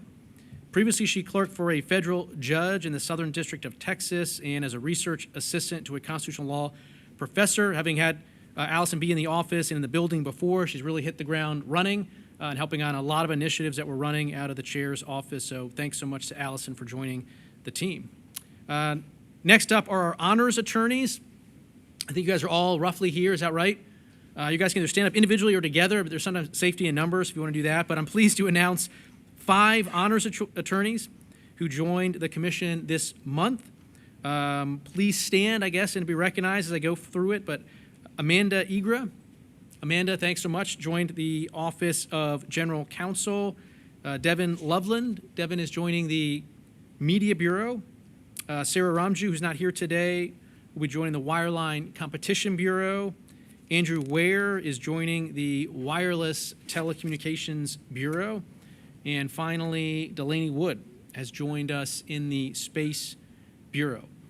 Previously last year, Marie Bordelon joined the Wireline Competition Bureau, and Claire Mendez joined in the Office of General Counsel. So congratulations to the 2024 and 2025 classes of honors attorneys. I recently had the chance to sit down with this group and have some lunch and talk with them, and I can assure you that they are a very smart, talented group. And as I explained to them then, they've already accomplished far more at this age than I had ever accomplished. I applied to the FCC's Honors Attorney Program and got rejected from the Attorney's Honor Program, but that's okay. That's okay. You know, don't take it personally. But congratulations to this really, really talented group. We look forward to all the great work you're going to do across the building. Next up is, some applause, I guess. Let's do it. A round of applause. Next up is some FCC retirements. Bill Huber of the Office of General Counsel has retired after over 25 years at the Commission. During his time at the agency, Bill served in the Wireless Bureau and OEA, where he managed the legal team running dozens of Spectrum and USF auctions. Bill also served for several years in the role of the FCC Bike Coordinator, helping to ensure that our headquarters' fantastic bike facilities are used to promote bike commuting here at the agency. Wishing Bill a smooth ride into the future. We got to murder that one. Like the chairman's dinner is like still a month and a half away. We got to work up to some better material over time here. Terrence Judge, Information Management Specialist in the Wireline Bureau, is retiring from the agency after 34 years of service. He serves as the Wireline Bureau's contracting officer, budget specialist, head webmaster, and the technical point of contact for a lot of the IT issues there. So we wish Terrence and his family all the best as they embark on new opportunities. Crystal Caesar, Crystal's administrative management specialist in the Wireline Bureau, retiring from the commission after 33 years of service. Crystal is the Wireline Bureau's primary point of contact on PRA issues. She collaborates with division managers, attorneys, and economists to meet all of the Bureau's obligations and workflows. So we wish Crystal and her family all the best in retirement. Alex Johns is retiring after 29 years of service. She started her career in the Cable Services Bureau all the way back in 1996.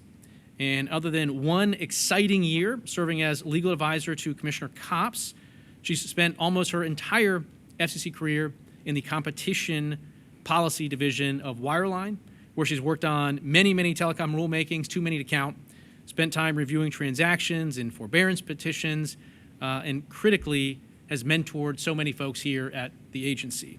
We wish Alex and her family well on all the great adventures ahead. Tim Dates. Tim is retiring from the FCC after 26 years in the Office of Managing Director. Throughout his tenure, Tim has played a vital role in advancing the agency's mission, contributing his expertise across numerous initiatives with integrity and professionalism.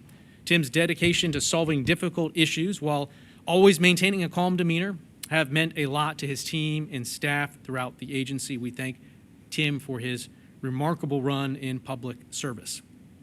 After 25 years of dedicated service, Mauricio Delone is retiring from the agency. Throughout his career, Mauricio played a pivotal role in modernizing the agency's systems and processes by improving the delivery of information technology solutions. Sometimes you do that by removing them, I've found. He's brought a steadfast commitment to delivering real results for us. We thank Mauricio for his exceptional contributions and wish him continued success in his next chapter. We just had a big party here at the agency, but after 34 years of dedicated service, Katura Jackson is retiring from the office of the secretary, a big loss for us. I don't know who's going to be on the from line for all those emails I get daily from the secretary's office, but we'll find somebody. Her commitment to excellence, customer service and her expert approach to her role have made a lasting impact on the agency and her colleagues. Her positive attitude, collegial nature will be greatly missed. We thank Keturah for her outstanding contributions and wish her all the best in this new, exciting chapter. After 25 years of public service, Celia Lewis is retiring from the FCC, closing a great career that began 16 years ago in the old Enforcement Bureau. From her early days learning alongside attorneys and engineers to contributions across multiple bureaus, Celia worked her way up through the FCC, ultimately going to law school, becoming an attorney herself.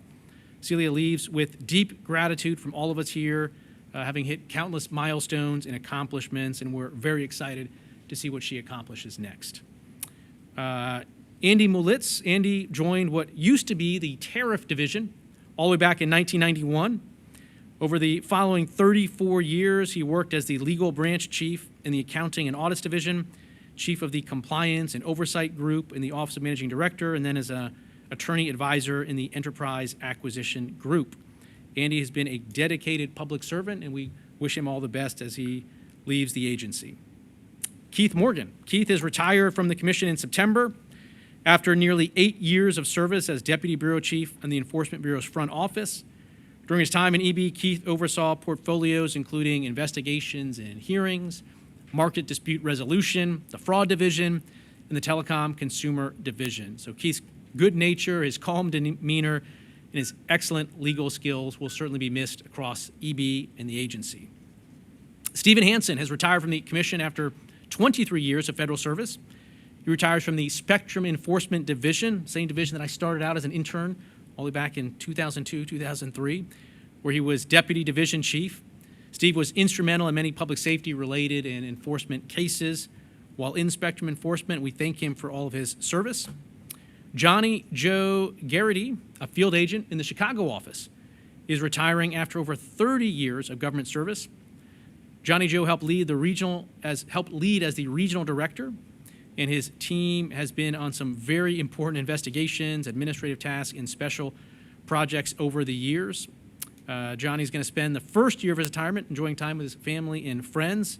Apparently after that, he'll be done with them, and he will then start participating in group activities, including bicycling, it's just what it says, bicycling, kayaking, and pickleball. Pickleball is a great sport, but you can really blow an Achilles out if you're not too careful. Tracy Randolph. Tracy has spent 23 and a half years working to assure that persons with disabilities have access to communications products and services and helping to protect the viability of our TRS fund. Tracy has worked on policy matters with CGB and Wireline, supported OIG, as well as the TRS fund administrator. Her commitment and expertise will be greatly missed. Only a handful of more. Micah Sevier. Micah is retiring after nearly 32 years of federal service at the Commission. Micah, an attorney in CGB's Consumer Policy Division, served in a variety of roles across the agency before joining CGB in 2018. As she embarks on this new chapter, Micah looks forward to spending time with her family, especially her granddaughter, and to gardening, traveling, and volunteering. So we thank her for all her contributions and hard work. Kamala Hart is retiring after 35 years of federal service, including 29 years here at the FCC.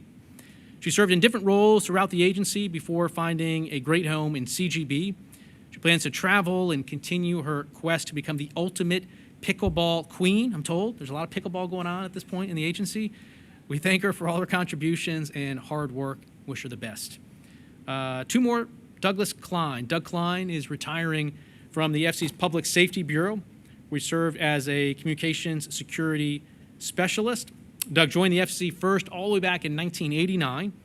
Among his many accomplishments, Doug managed the FCC's communications security program, created the FCC's technical surveillance countermeasures program, and served as the agency's certified locksmith. We wish him well in his retirement and thank him for his 36 years of meritorious accomplishments. Finally, Barb Kunkel is retiring after 3 years in public service. That seems like a small time compared to most of the rest of the group here. But in the Bureau, Barb accomplished a lot in those 3 years. Barb worked on 911 matters, including Carey's Law compliance, the annual 911 fee reports. And prior to the FCC, Barb served 17 years in the state of Michigan, including the Public Service Commission there. We wish Barb all the best in her next chapter. And that is the end of announcements for this month. Madam Secretary, will you please announce the next date for the Commission's monthly agenda meeting? The next agenda meeting of the Federal Communications Commission is Tuesday, October 28th, 2025. Thanks. Until then, we stand adjourned.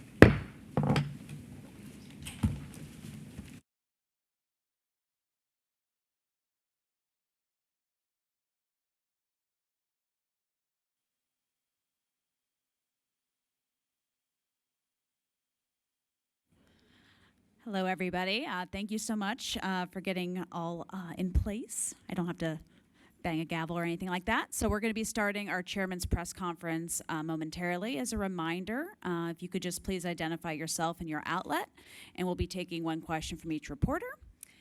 And now I'm going to just riff until the chairman comes out, but thank you again for being here today.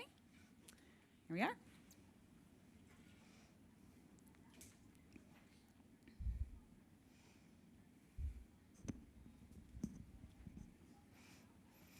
And with that, here's the chairman. Thank you all.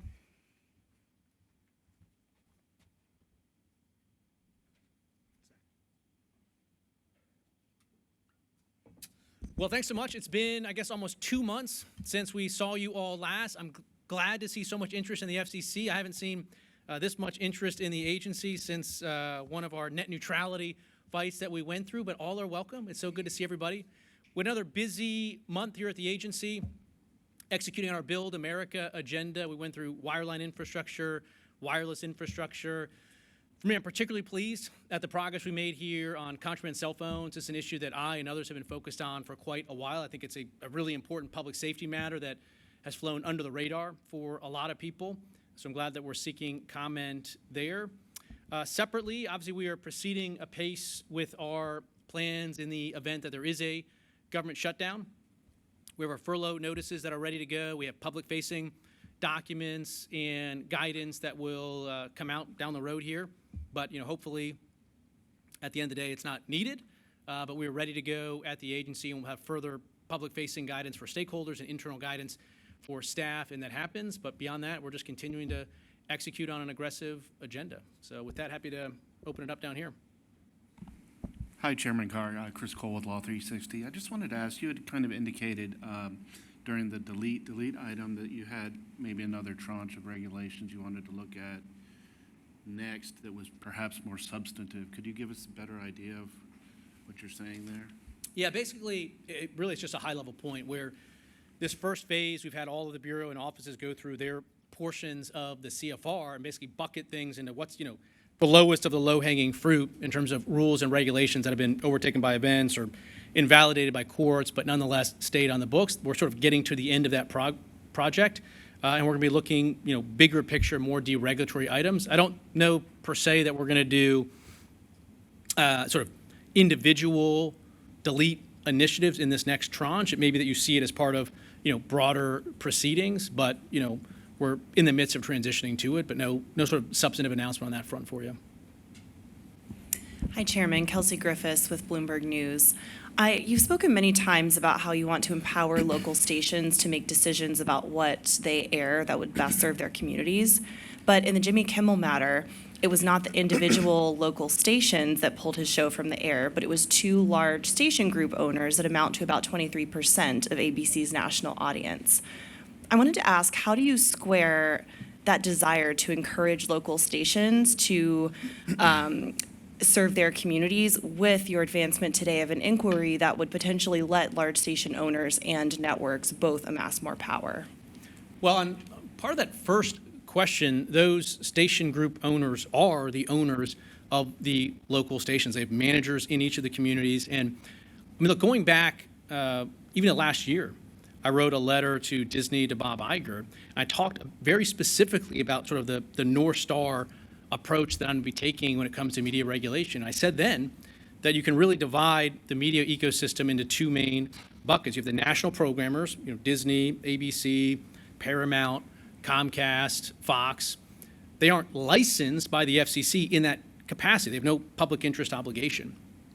On the other hand, you have the local TV stations, either individually owned or owned alongside other stations and other markets. They are licensed. And what I said there back then is I want to find ways to empower those local TV stations to feel like they can push back on the national programmers when they decide that the programming doesn't meet their assessment of the public interest needs in that particular community. And what we saw the last 2 weeks was probably for the first time, maybe 20 or 30 years, local TV stations, the actual licensed entities that are tied to specific communities, pushing back and saying that they did not want to run particular national programming. I think that's a significant win if your goal is to empower local TV stations to comply with their public interest obligations. Just to follow up there, if I may, you're talking though about the local stations, but we saw these large station owners making that decision for multiple But those are the local stations, Those are right? the local. But do you have concern about these station owner groups getting larger and kind of exerting that power over more local stations? But they are the local stations. There's not three entities here. There's not national programs, station owners, and local TV stations. There's two entities here. There's national programmers and there's local TV stations in their ownership structures. And we want to, I think, empower those licensed local TV stations. There's lots of ways you could do it. Ownership reform may be one way that you could empower the station groups to continue to look out for their national interests. Again, I was pretty clear about this last year, so I don't think anybody should really be surprised. I think the balance of power as between national programmers, Comcast, Disney, Paramount, others, as compared to the balance of power with local TV station has gone completely out of whack over the last dozen or so years. I've been in this job since 2017, and there's numerous times that local TV stations or their ownership groups come to me and say, listen, I would love to preempt this program, but I don't think I have the power to do that because the national programmers have so much leverage over us. And so to the extent that local TV stations, maybe for the first time, feel empowered to stand up for their assessment of the needs of their local communities, I think that's a good thing. And that's something that I want to continue to see because the consolidation of power into sort of New York and Hollywood where these national programmers are based, I don't think that's a good thing. So I've been very clear, we want to empower locals. I think that happened here for the first time. They felt like they could stand up for themselves. I think it's a good thing, and I hope that we can see potentially more of that going ahead. Hi, Commissioner. Jim Rutenberg from the New York Times. Thanks for doing this today. Yeah.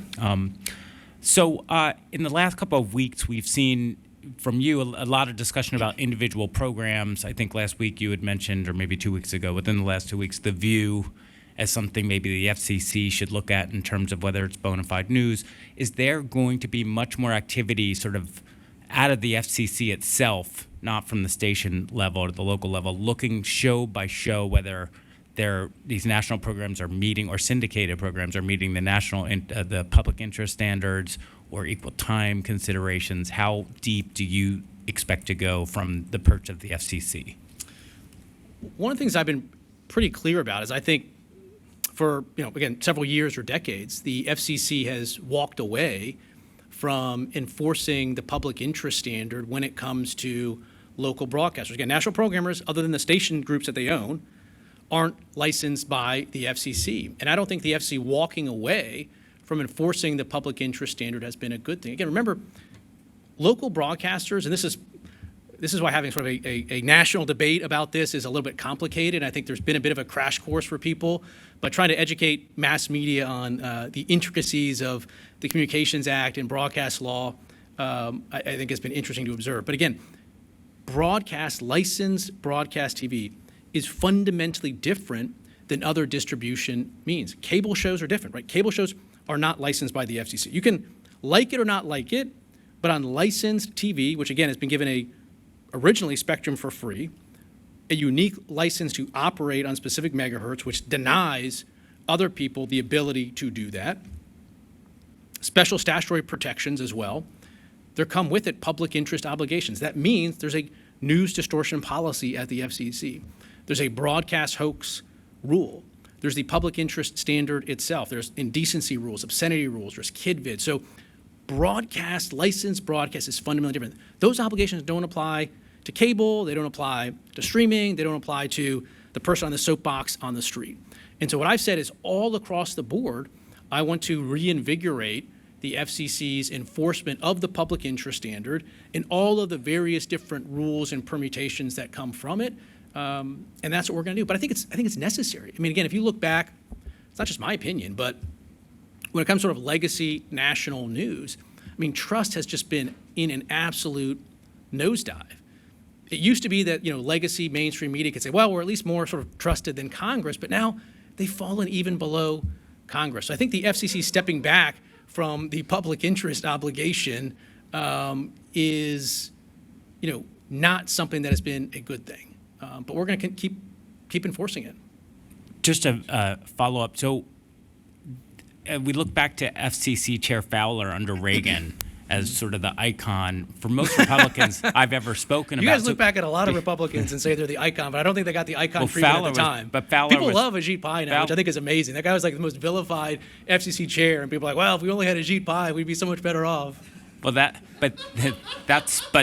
I don't know. I'm just saying historically, for my Republican sources, I've always pointed to Fowler's. This is the Republican way on what we think the FCC's role should be. So do you? It's 2025. I don't know. Right, I don't know why. I'm just asking. Do you personally feel like Fowler went too far because he sort of set the tone? Like, do you see his legacy as now needing a corrective?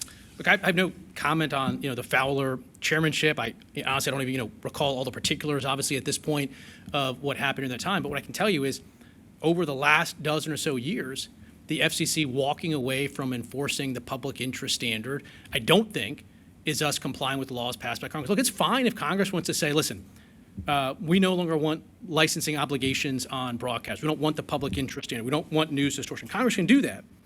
But until they do, we have to enforce the law. And again, if broadcasters don't like it, they can turn their license in and they can go to a different type of platform. They can become full-time streamers. They can go to cable shows. They can become podcasters. Or maybe there's a future in which we have some sort of auction and broadcasters can bid to get out from under the public interest obligation and have something that looks much more like a flexible use license. But again, licenses come with conditions. And we've done that across the board at the agency. Just look separately, mobile wireless, right? I issued a letter earlier this year to Dish EchoStar when concerns were raised about their compliance with their license conditions. The consequence, had the FCC determined that they hadn't met their license conditions, now again, it's different. One's like Buildout, one's public interest. I understand they're different, but they're conceptually the same. If we had reached the determination that they didn't build out and comply with their license obligations, their license conditions, then they lose their license. And the same thing applies in broadcast. Spectrum licenses, broadcast licenses are not property rights. And if you don't abide by your license, then you're putting the license at risk. And so we're going to sort of vigorously move forward on this. Okay, thank you so much. Yeah. Hi, I'm Jeremy Barr from The Guardian. I was wondering, do you think, do you have any regrets about the way that you phrased your comments about public interest standard, sort of the easy way or hard way?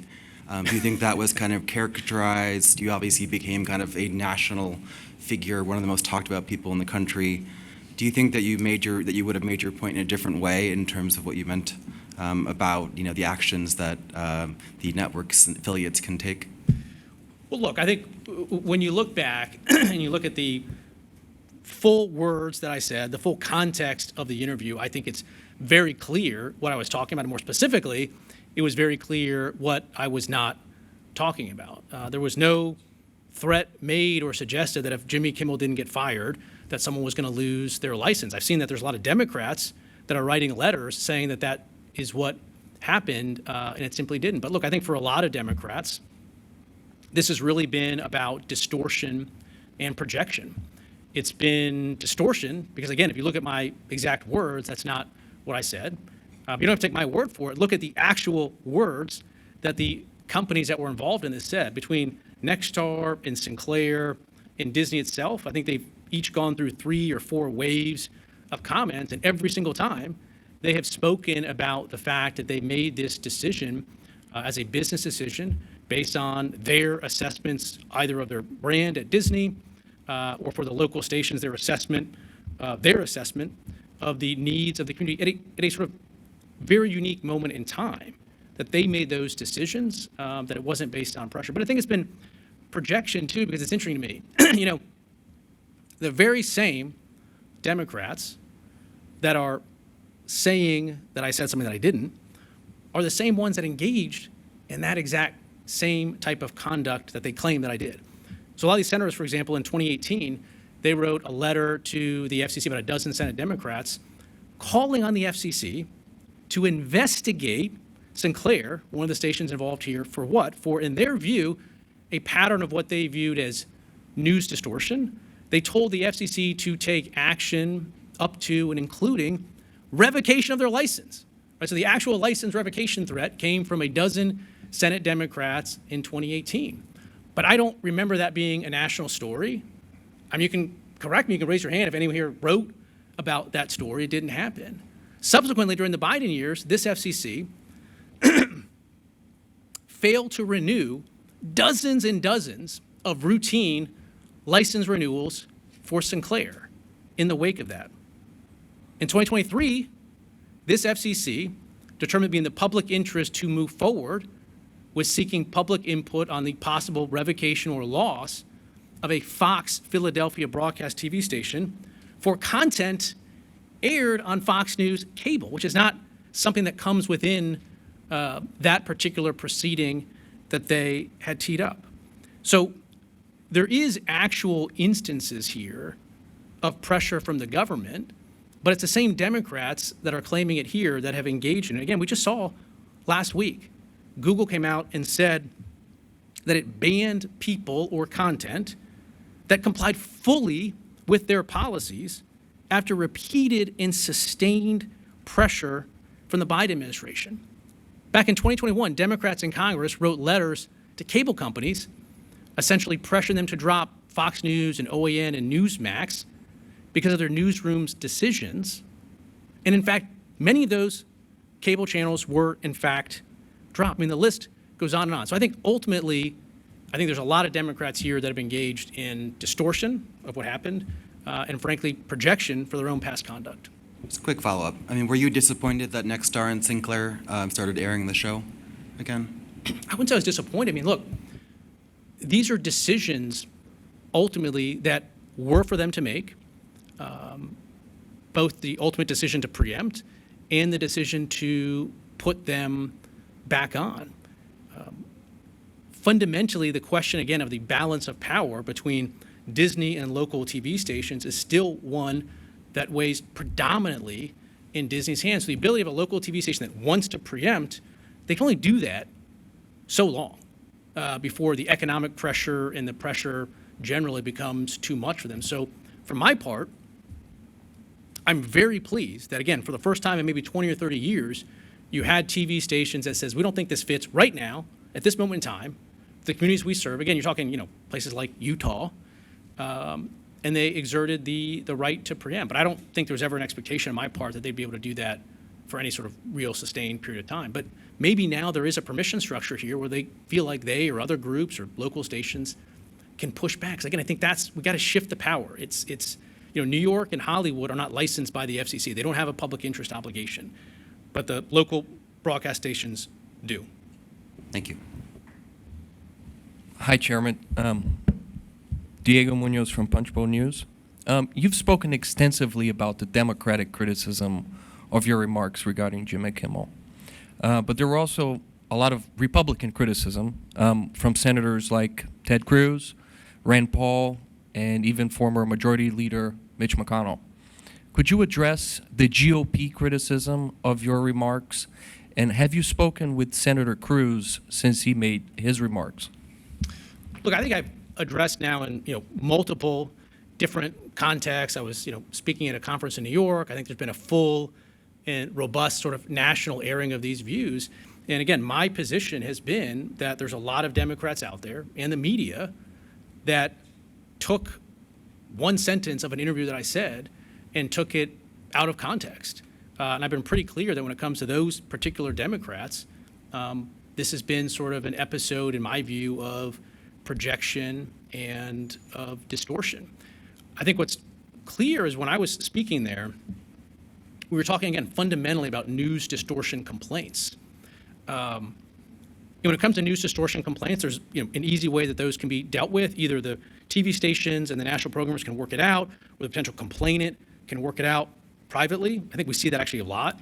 Or there's another way, which is people can file news distortion complaints at the FCC, and that's happened, in which case we have to run an FCC process on that. But again, I think there was a lot in the media on the Democrat side that misrepresented the statement in the context of what was said. So do you think Senator Cruz and these other Republicans also took your remarks out of context? Look, I have no comment on that. I mean, obviously you're free to ask them about their views. What I've been clear about is that if you look at the full context, not only of what I said, but of what the companies themselves have said about their decision, it was a business decision. But when it comes to Chairman Cruz and others, we have a great working relationship. We work well on lots of items. In fact, there was a couple items here today that he's been a real strong leader on in the Senate. We've done visits and work together, and we're going to continue to have a great working relationship going forward on the FCC's matters. Thank you, Chairman. Ted Johnson from Deadline. Back in 2019, you wrote on Twitter, should the government censor speech it doesn't like? Of course not. The FCC does not have a roving mandate to police speech in the name of the public interest.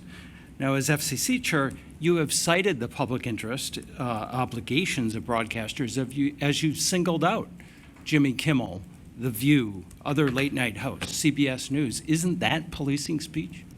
No, not at all. Why not?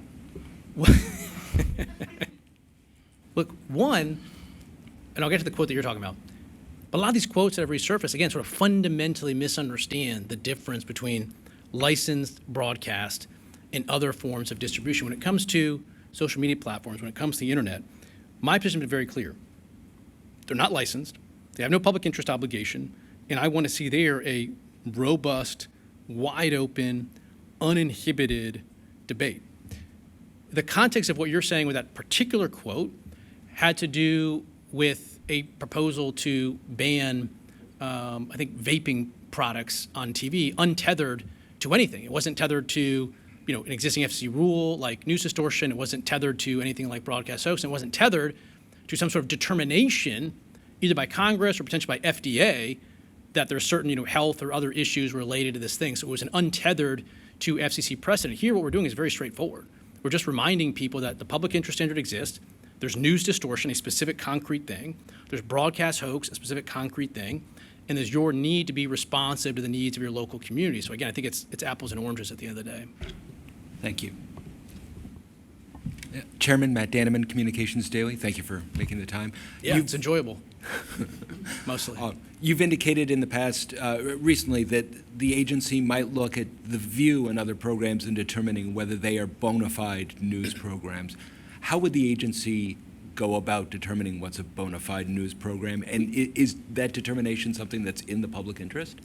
We might look at that. I mean, look, Congress was very clear that, again, because of the unique nature of broadcast television and the license, Congress put in place certain sort of political regulations around elections. So, for instance, when you're within a set period of time, I don't know, 60 or 90 days of an election, the FCC still has an equal opportunity, or what's commonly referred to as an equal time rule. This, in fact, was what was at issue when Vice President candidate Harris went on SNL right before the last election.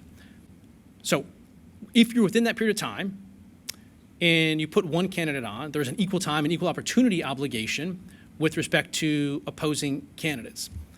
There's an exception to that rule called the bona fide news exception, that if your operation is in fact a bona fide news program, it is exempt from those sort of protection rules that would otherwise apply. Over the years, the FCC has provided various guidance as to that. For instance, I think there's some view, for instance, that the FCC has broadly said that the sort of the opening couch cushion interview of late night programs, that portion of a late night show, I think historically it says might be a bona fide news program, but the rest of it, if there's skits or a candidate is involved in a skit, that's not going to be subject to bona fide news, therefore equal time would apply. And what I've said, like I've said across the board, is I think we should be refreshing and reinvigorating our approach across the board. So there may come a time where it's appropriate for the FCC to take a look at the bona fide news exemption and perhaps sunset any guidance that's been out there. For any program, right, left, center, doesn't matter to me, come back to the FCC in light of how your program operates today, and make the case that you should qualify for the bona fide news exception. Because again, it's an exception to sort of a fundamental sort of political fairness regulation. So my position has been, just because the FCC has put out guidance before in different circumstances, that's not necessarily going to guide today. And so maybe we should go forward with some sort of guidance that generally sunsets previous guidance on bona fide news and opens windows if people want it to come in and apply for it newly based on current facts and circumstances. Oh, sorry. Chairman Pye, Carr, Dave Sheridan, I've got Chairman Pye on the line. He's going to be very mad that you said that. Sorry, Chairman Carr. You Maybe referenced libel action against you. You referenced Chairman Pye, and back in 2017, President Trump asked him to pull the license of NBC over a news broadcast, and he said he would not do it, and that he would stand for the First Amendment as chairman. We're in a similar situation now where President Trump has asked you to look at licenses saying that 97% of the content of news broadcasts are negative. Do you believe that the FCC has authority to pull the licenses of broadcasters based on the content of news programs specifically? And could you talk about, do you think more needs to be done to address precisely what the public interest standard is, as some on both sides of the aisle have suggested? Well, look, you're going to have to ask, Chairman Pye about Chairman Pye's statements. I've been pretty clear about my view. With respect to your point about public interest, maybe, look, I think the public interest standard over the years has taken on, a fairly defined meaning. Again, in particular context, you have news distortion, broadcast hoax. But maybe there comes a point in time where the agency should open up a broader proceeding on the public interest standard and get comment from people and potentially provide additional guidance. I'm not sure it's necessary. But maybe that's something that we do down the road as part of reinvigorating the public interest standard, is seeking comment on whether there's more clarity, more guidance we can provide. Again, we're going to hold broadcasters to the public interest standard. There's a range of different actions the FCC can take. But ultimately, we have to apply the law passed by Congress. If someone is engaged in a pattern of news distortion, if someone is engaged in promotion of DEI in a way that crosses a line into sort of a pattern of significant discrimination based on race and gender, these are all things that could raise pretty significant questions under the public interest standard. And can I ask you, Chairman Cruz said that your comments were, quote, dangerous as hell, and raised concerns that conservative radio stations and others in a future Democratic administration could be targeted under the same standard that you're adopting or you're advancing today. How do you address that, and how do you ensure that if you do something today, it doesn't end up hurting conservative broadcast voices in the future? I'm very sensitive to that exact same type of concern. We don't want to see weaponization of government by any administration against any perspective, and that's certainly not what we're doing here. What we're doing here is we're engaged in enforcing the unique set of regulations, the public interest standard, that applies to broadcasters. And I'd simply add, to your point, what we're doing right now stands on the precedent set by the prior FCC. It would be difficult to take some of the actions we do today because the agency operates by case law, operates by precedent, but for the agency moving forward with certain items during the last administration. Again, it was the Biden administration that sought comment on effectively not renewing or revoking a local Fox broadcast TV station. It was Democrats in Congress that sought to pressure the FCC to not approve a sale of a Spanish language radio station in Miami based on those Democratic officials saying it would decrease their odds of winning the 2022 midterm election. It was a Democrat prosecutor in Baltimore that filed a formal complaint with the agency asking us to punish a local broadcast TV station for coverage of alleged corruption of that official. And so my view is we're ending an era of weaponization and focused on fair and even-handed treatment for everyone that comes before the FCC. And I'll simply add, look, I have no doubt that there are a lot of people out there that benefited from a two-tier system of justice during the last administration to which even-handed treatment feels like discrimination to them, but it is not. Hi, Chairman. Allison Mollenkamp, CQ roll call. Looking at the E-rate items today, there were complaints both from Commissioner Gomez and from congressional Democrats. E-rate, I gotta free my mind from the Kimmel questioning and come to you on reorienting. Yeah, back to the agenda. Those items were added late. Was there a reason for the late addition, and do you feel like the commission had enough time to get public input on those items? Yeah, certainly. I mean, look, these are items that were circulated internally more than 3 weeks ago. These were items for which we provided, I think, a press release at the time that we did it that provided everybody, I think, with sort of very detailed understanding of what it was that the agency was going to do. Right now, we're 3 commissioners at the agency, and because of that, we have no must-vote rules.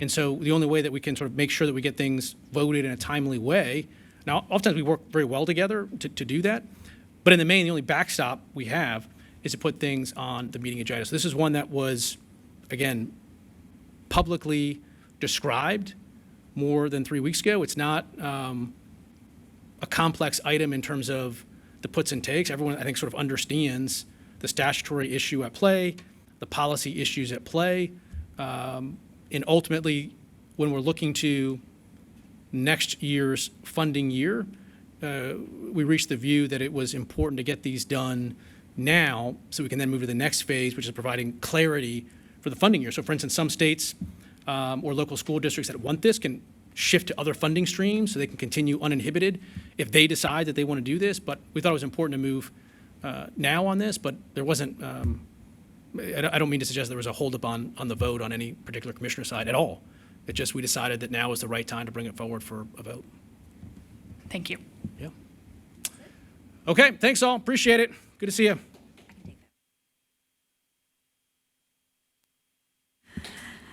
Thank you, everybody. I'm going to hand it off to my colleague, Will Wyquist, for the Bureau press conference, where we'll cover questions on today's items. Thank you so much.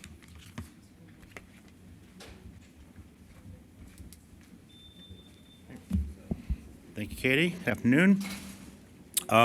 So as Katie said, we're going to take questions on the items themselves that were voted today. I'm going to group them by the bureaus so that the teams don't have to come up multiple times. So first up, the Wireline Bureau. That would cover the infrastructure build item, the delete item, and the 2 E-rate items. Do we have any questions on any of those? Yep, okay.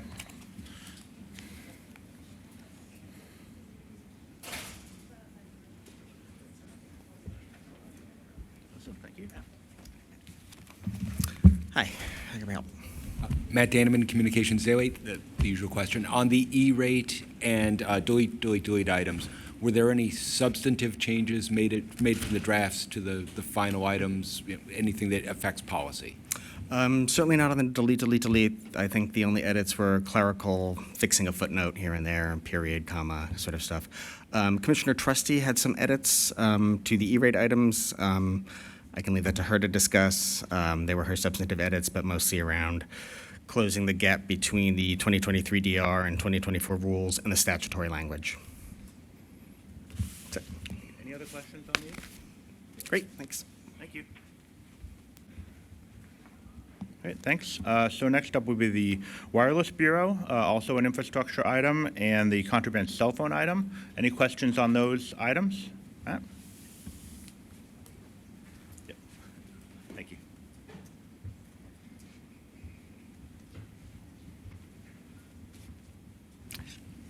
Matt Daneman, Communications Daily. On the contraband phone item, same question. Were there any substantive policy changes made between the draft and the final order? Not footnote stuff, but actual. Yeah, I think you heard Commissioner Gomez refer to some changes that she requested with respect to the pilot program, and also seeking comment on gathering how to best gather complaints from consumers and figure out whether there's interference to existing systems and devices. And I think we may have also made some changes in response to stakeholder comments. I think they were mostly just sort of updating reflecting ex partes that were filed, not necessarily substantive changes. Sorry. Any other questions on these items? Thank you. All right, thank you. And last but certainly not least, the Media Bureau on the quadrennial review. Right, Media Bureau.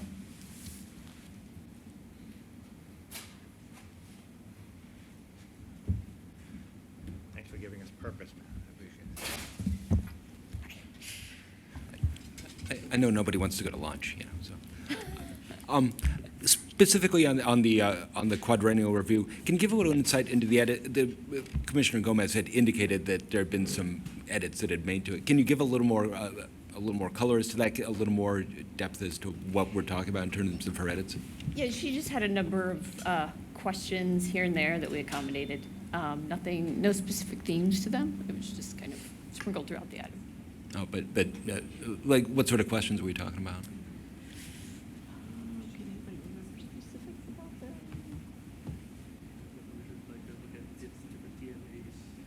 Yeah, so questions about specific DMAs and effects on, particular markets, just sort of clarifying, I think, around the edges of those types of things. It will be, I think that you can probably see the changes that are in there when we release the item. Oh, yeah. I'm sorry, I just don't have them in here right now. It's been a long 4 hours. Thank you very much. Sure. Any other questions on this item? Great, thank you. Well, appropriate to that question, let me hand it off to Commissioner Gomez, if she's ready. And thank you all.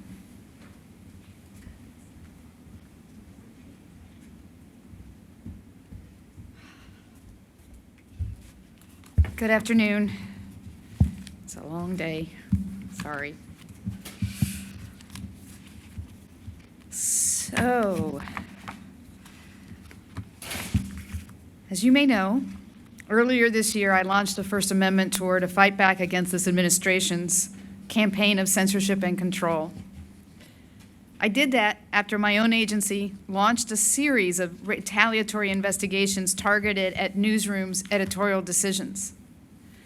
We've also seen this FCC use frivolous news distortion complaints and the power to derail corporate mergers to pressure news entities and to abandon their editorial independence and silence government critics. Let me say that again. To pressure news entities to abandon their editorial independence and silence government critics.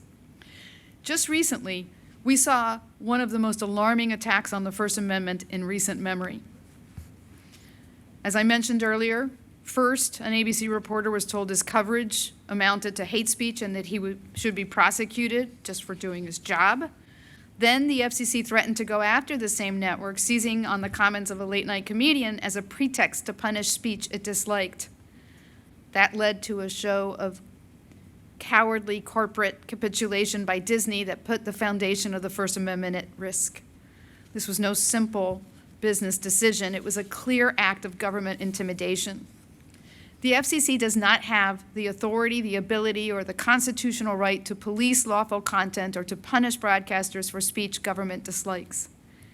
And if it were to take the unprecedented step of trying to revoke broadcast licenses, which are held by local stations rather than national networks, it would run headlong into the First Amendment. But the threats are the point. Even the threat of revoking a license is no small matter. It poses an existential risk to a broadcaster. Ultimately, after days of bipartisan pushback against this weaponization of government power, Disney backed off. However, for several days, the corporate behemoths who own large swaths of local stations across the country did not. That's because the billion-dollar media companies have business before the FCC. They are pushing the FCC to reduce regulatory guardrails so they can grow even bigger. That has left local stations trapped in the middle as these massive companies impose their will and their values upon local communities. This encapsulates the danger of allowing vast and unfettered media consolidation. With a vote today, the FCC is gearing up to make major changes that will drastically alter the media ecosystem and the number of voices that are a part of it. That will do nothing to help the small, independent, and local broadcast stations that are at risk of closing shop. The FCC has a duty to ensure our media system serves the public, not billion-dollar corporations. Not to mention, this form of media consolidation will further push independent local newsrooms to answer to corporate masters who are already under political pressure from this administration. The FCC won't need to threaten to investigate individual stations. Journalists and comedians won't need to be censored directly. They'll censor themselves to avoid conflict with regulators or risk losing government favor. The result will be a chilling effect on coverage, fewer jobs, and less diversity of viewpoints. In the end, this administration's effort has never been about preserving diversity of voices. It's about narrowing them. Take, for example, the successful effort to defund public media. After months of baseless attacks, public media is facing an existential threat of its own. So while one set of outlets is defunded, potentially stripped of their licenses, or publicly admonished, others are quietly promoted and cleared of regulatory obstacles. Let me be clear. The government does not have a role in reducing bias or ensuring a balance of opinions. But to this administration, that has never been the goal. Instead, they seek to engineer a media environment that echoes the government's worldview. This is not viewpoint diversity. It is viewpoint control. And if we allow the government to decide which voices survive and which ones are silenced, we lose the very foundation of a free press, and with it, the democratic principles it seeks to protect. Thank you. I'll take your questions. Hi, Commissioner. Chris Cole with Law 360. I just wanted to ask, so it definitely is your position that the statute bars the FCC from lifting the 39% cap, and if that were to occur, there would be a legal basis for challenging that action? Yes. Unmistakably. So it's not an open legal question? No, the statute set the 39% precedent cap. Sorry, it's been a long day. Speaking hard. The statute sets the 39% cap. In fact, the FCC 20 years ago tried to impose a higher cap, and Congress disagreed with the FCC, passed the law, and set the cap by statute. So I don't think we have discretion to just decide to ignore that statutory limitation. Hi, Commissioner. Jim Rutenberg from the New York Times. Thanks for your time today. I'm just curious if you agree with the chairman's interpretation and use of the public interest standard when he talks about kind of a show-by-show FCC analysis. And while I'm at it, I'm also curious if you're seeing any indication that there will be more moves out of this agency regarding specific national shows on local stations. This administration seems to use the public interest standard to mean anything, targeting anything this administration doesn't like from a content perspective. I have called for this FCC to do a rulemaking to define what it means by the public interest standard, because we can't just use it as a weapon to go after content we don't like.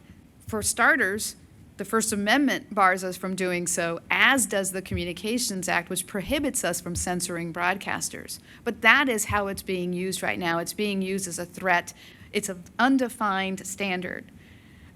Our traditional pillars of media regulation have been ensuring competition, a diversity of viewpoints, and localism, serving your local communities. That is how we look at the public interest. If we're going to use that phrase for something beyond that, particularly when it comes to targeting specific speech by broadcasters, then it's incumbent on us to define what we mean by that.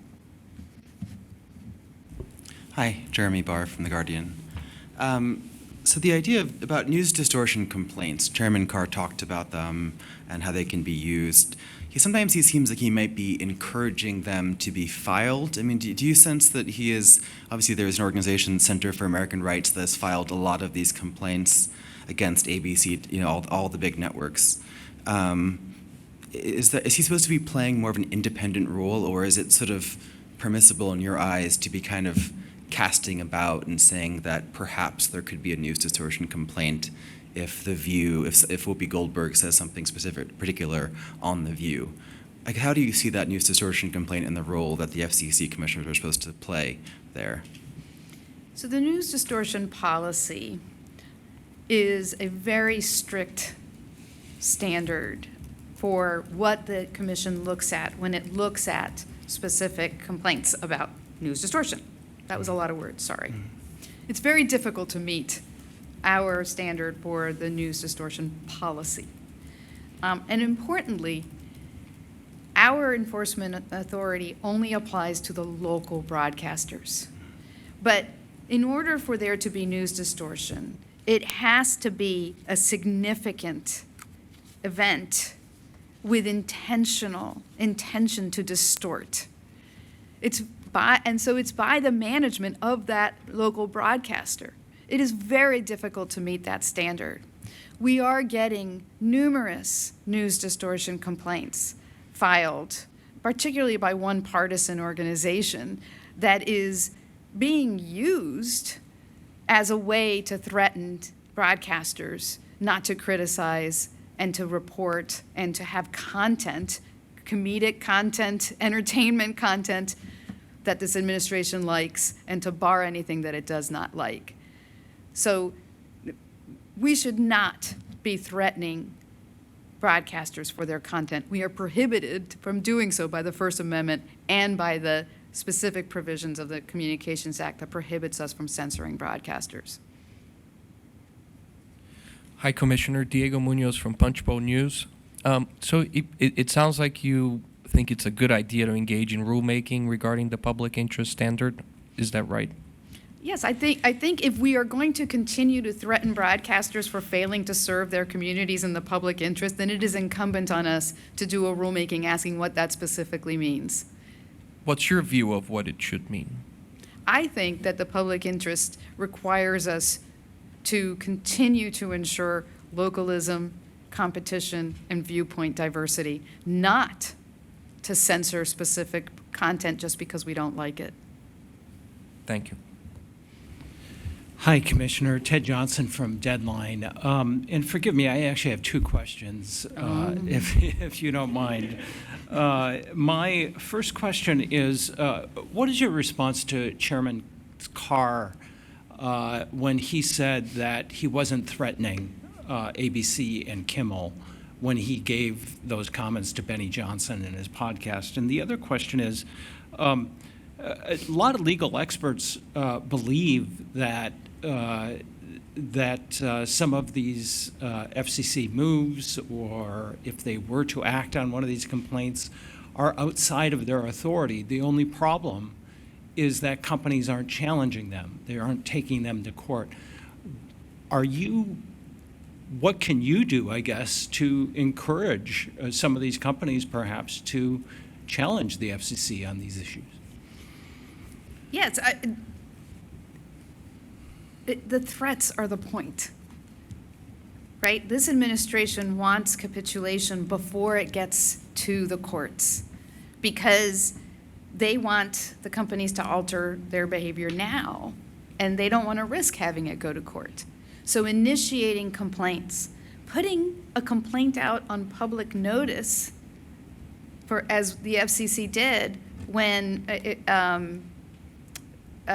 sought comment on the video of the Kamala Harris interview in the 60 Minutes segment, to ask the public whether it violates the FCC's rules. I don't think we do enforcement by mob, but never reaching a conclusion. We haven't dismissed that complaint, even though it does not meet the standard for news distortion. We still have an open complaint against NBC and ABC supposedly for news distortion and a violation of our equal time rules. Why do we still have that? Because it's a pressure mechanism. And it's to pressure these companies, particularly CBS. We still have our eye on you, and you'd better comply with your voluntary commitment to have a truth arbiter that's going to field complaints about our content, CBS content. We need corporations to stop capitulating. They are fraying our First Amendment and our democracy every time they capitulate. But I understand they're businesses. They have obligations to their shareholders. So it's also our obligation not to threaten and not to have these complaints hanging over people's heads and not to continue to threaten people with news distortion findings because we don't like whatever the content of their news reporting or their comedic episodes or entertainment. Thank you. Commissioner Gomez, Matt Daneman, Communications Daily. I just have one question because I'm not an anarchist. Can you respond to the chairman's repeated comments that he's not doing anything different than the previous administration had done vis-a-vis how it's handling broadcasters? Thank you. I didn't see the previous administration threaten to revoke licenses. So it's what we are seeing today is unprecedented. This administration is utilizing the FCC's regulatory authority over licensees in order to censor content. Commissioner Dave Shepardson from Reuters. I think I'm the last person between lunch and all of us, so I'll be quick. I'm hungry. One of the things that's Chairman Carr referenced the conduct of the prior administration. Right now the FCC has lots of authority in order to approve mergers, and as a result, and it certainly in the past has, under Democrats, required conditions as part of those mergers too. How do you ensure that the FCC can properly, advance the public interest standard and other of its goals while not using that authority to, improperly press broadcasters or others to engage in other administration priorities that go beyond the FCC's authority? That's a really good question. I would point out that when the FCC has previously conditioned, and it has done so expressly, transfers of control, mergers, it has done so under its normal public interest analysis, which looks at whether the benefits of a particular transaction outweigh any, what's the opposite of benefit? Harms, thank you. Words just hard today. Any specific harms that arise out of that specific transaction. And also, does the FCC have any authority under the statute to impose those conditions directly on those particular license holders? I'm really having trouble with words today, I'm sorry.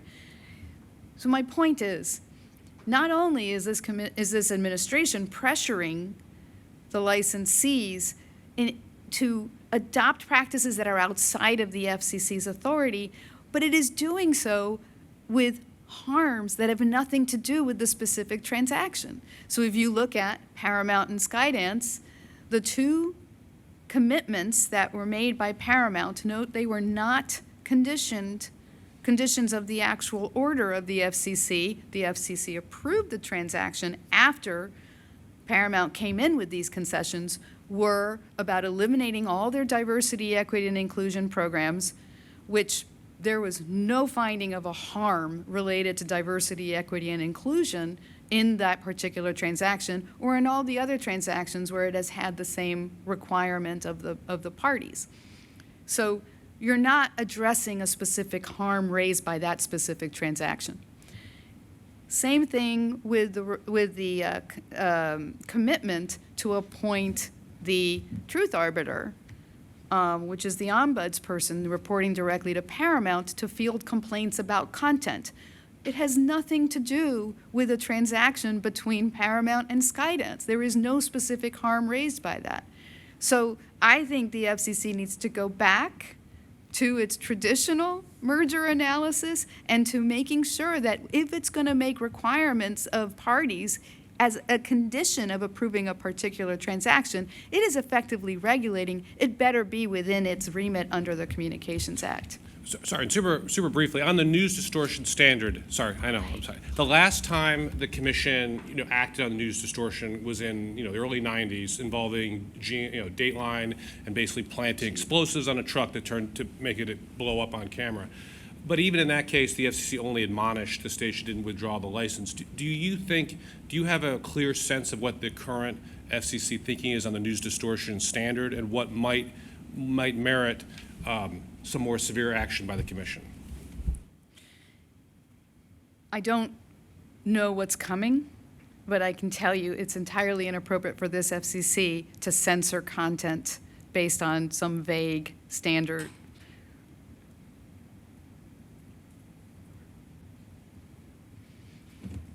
Thank you. Go eat.